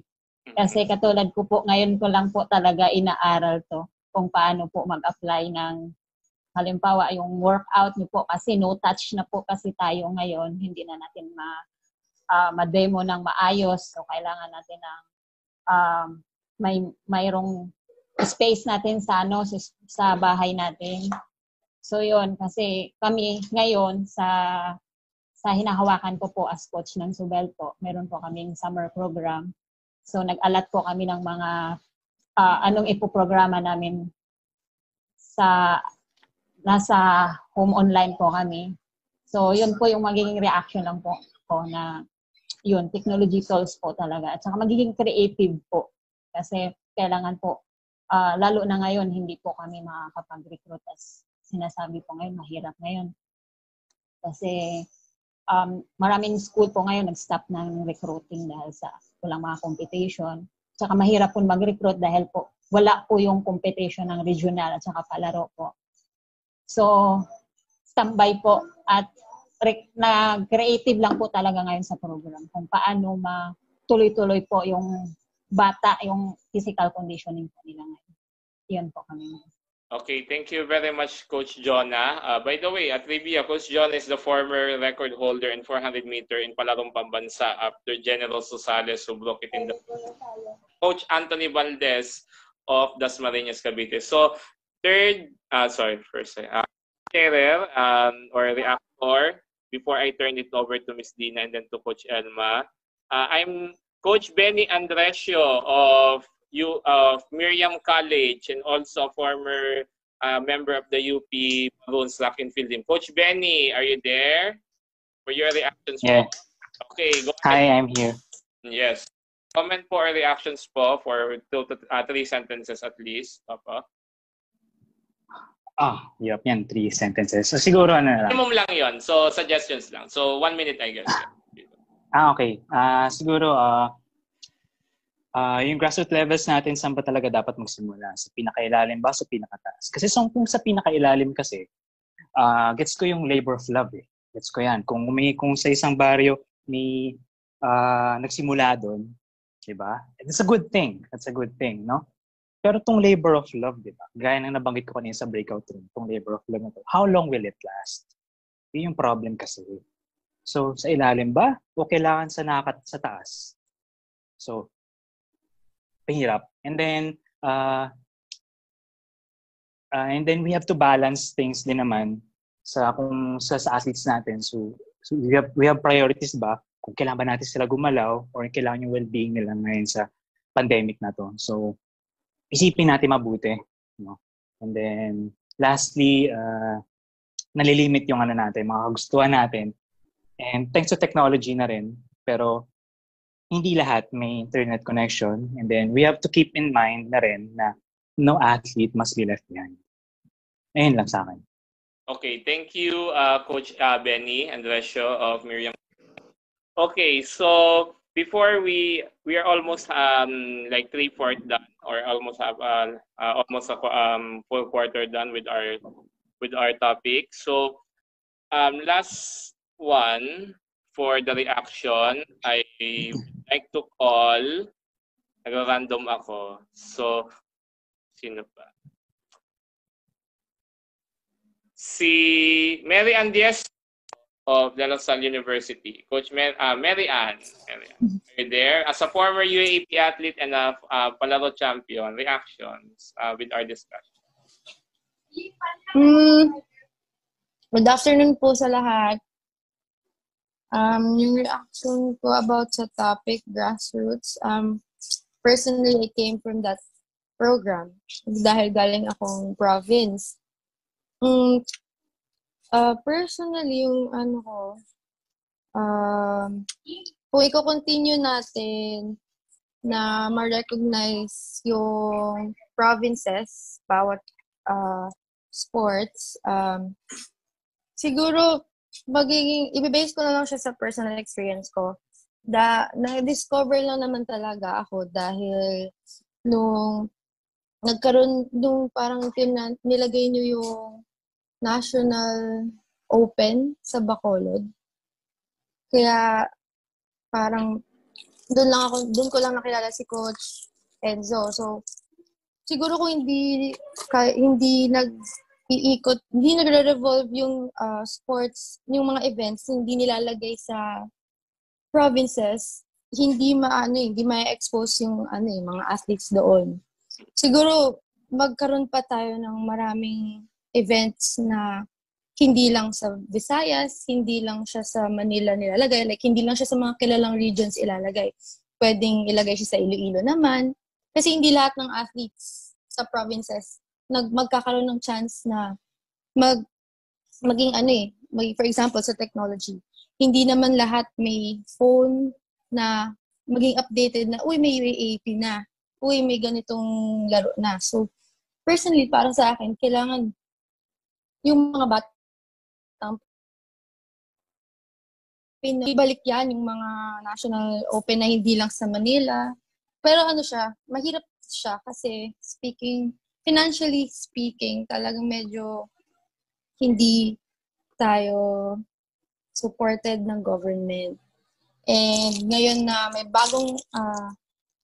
bagong risk na dumating sa country natin, which is yung COVID-19 na hindi na tayo pwedeng maging, ang tawag doon? May ECQ na. So parang hindi pwedeng maglapit. Like, for example, sa training namin, kailangan kahit maliit yung lugar ko, kailangan mag-training ka talaga kasi may upcoming competition.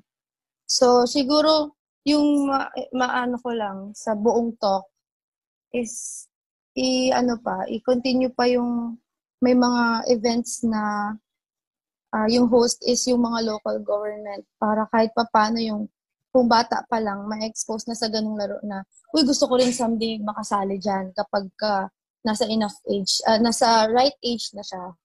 Or nasa age na siya na para ma-qualify siya sa game na yun. Kasi doon din ako nagsimula. So, yun lang naman, Coach. Wala namang masyadong makabuluhang insight talaga sa sinasabi ko. Okay. So, yun lang naman, based on personal experience. Doon talaga nag-start yung willingness ko para i-continue yung maging track and field athlete. Okay, thank you, Mary Ann, Anthony. Right. Okay. Yes, okay. Yes. Yes. So, yun lang po. Okay. Thank you. Sorry.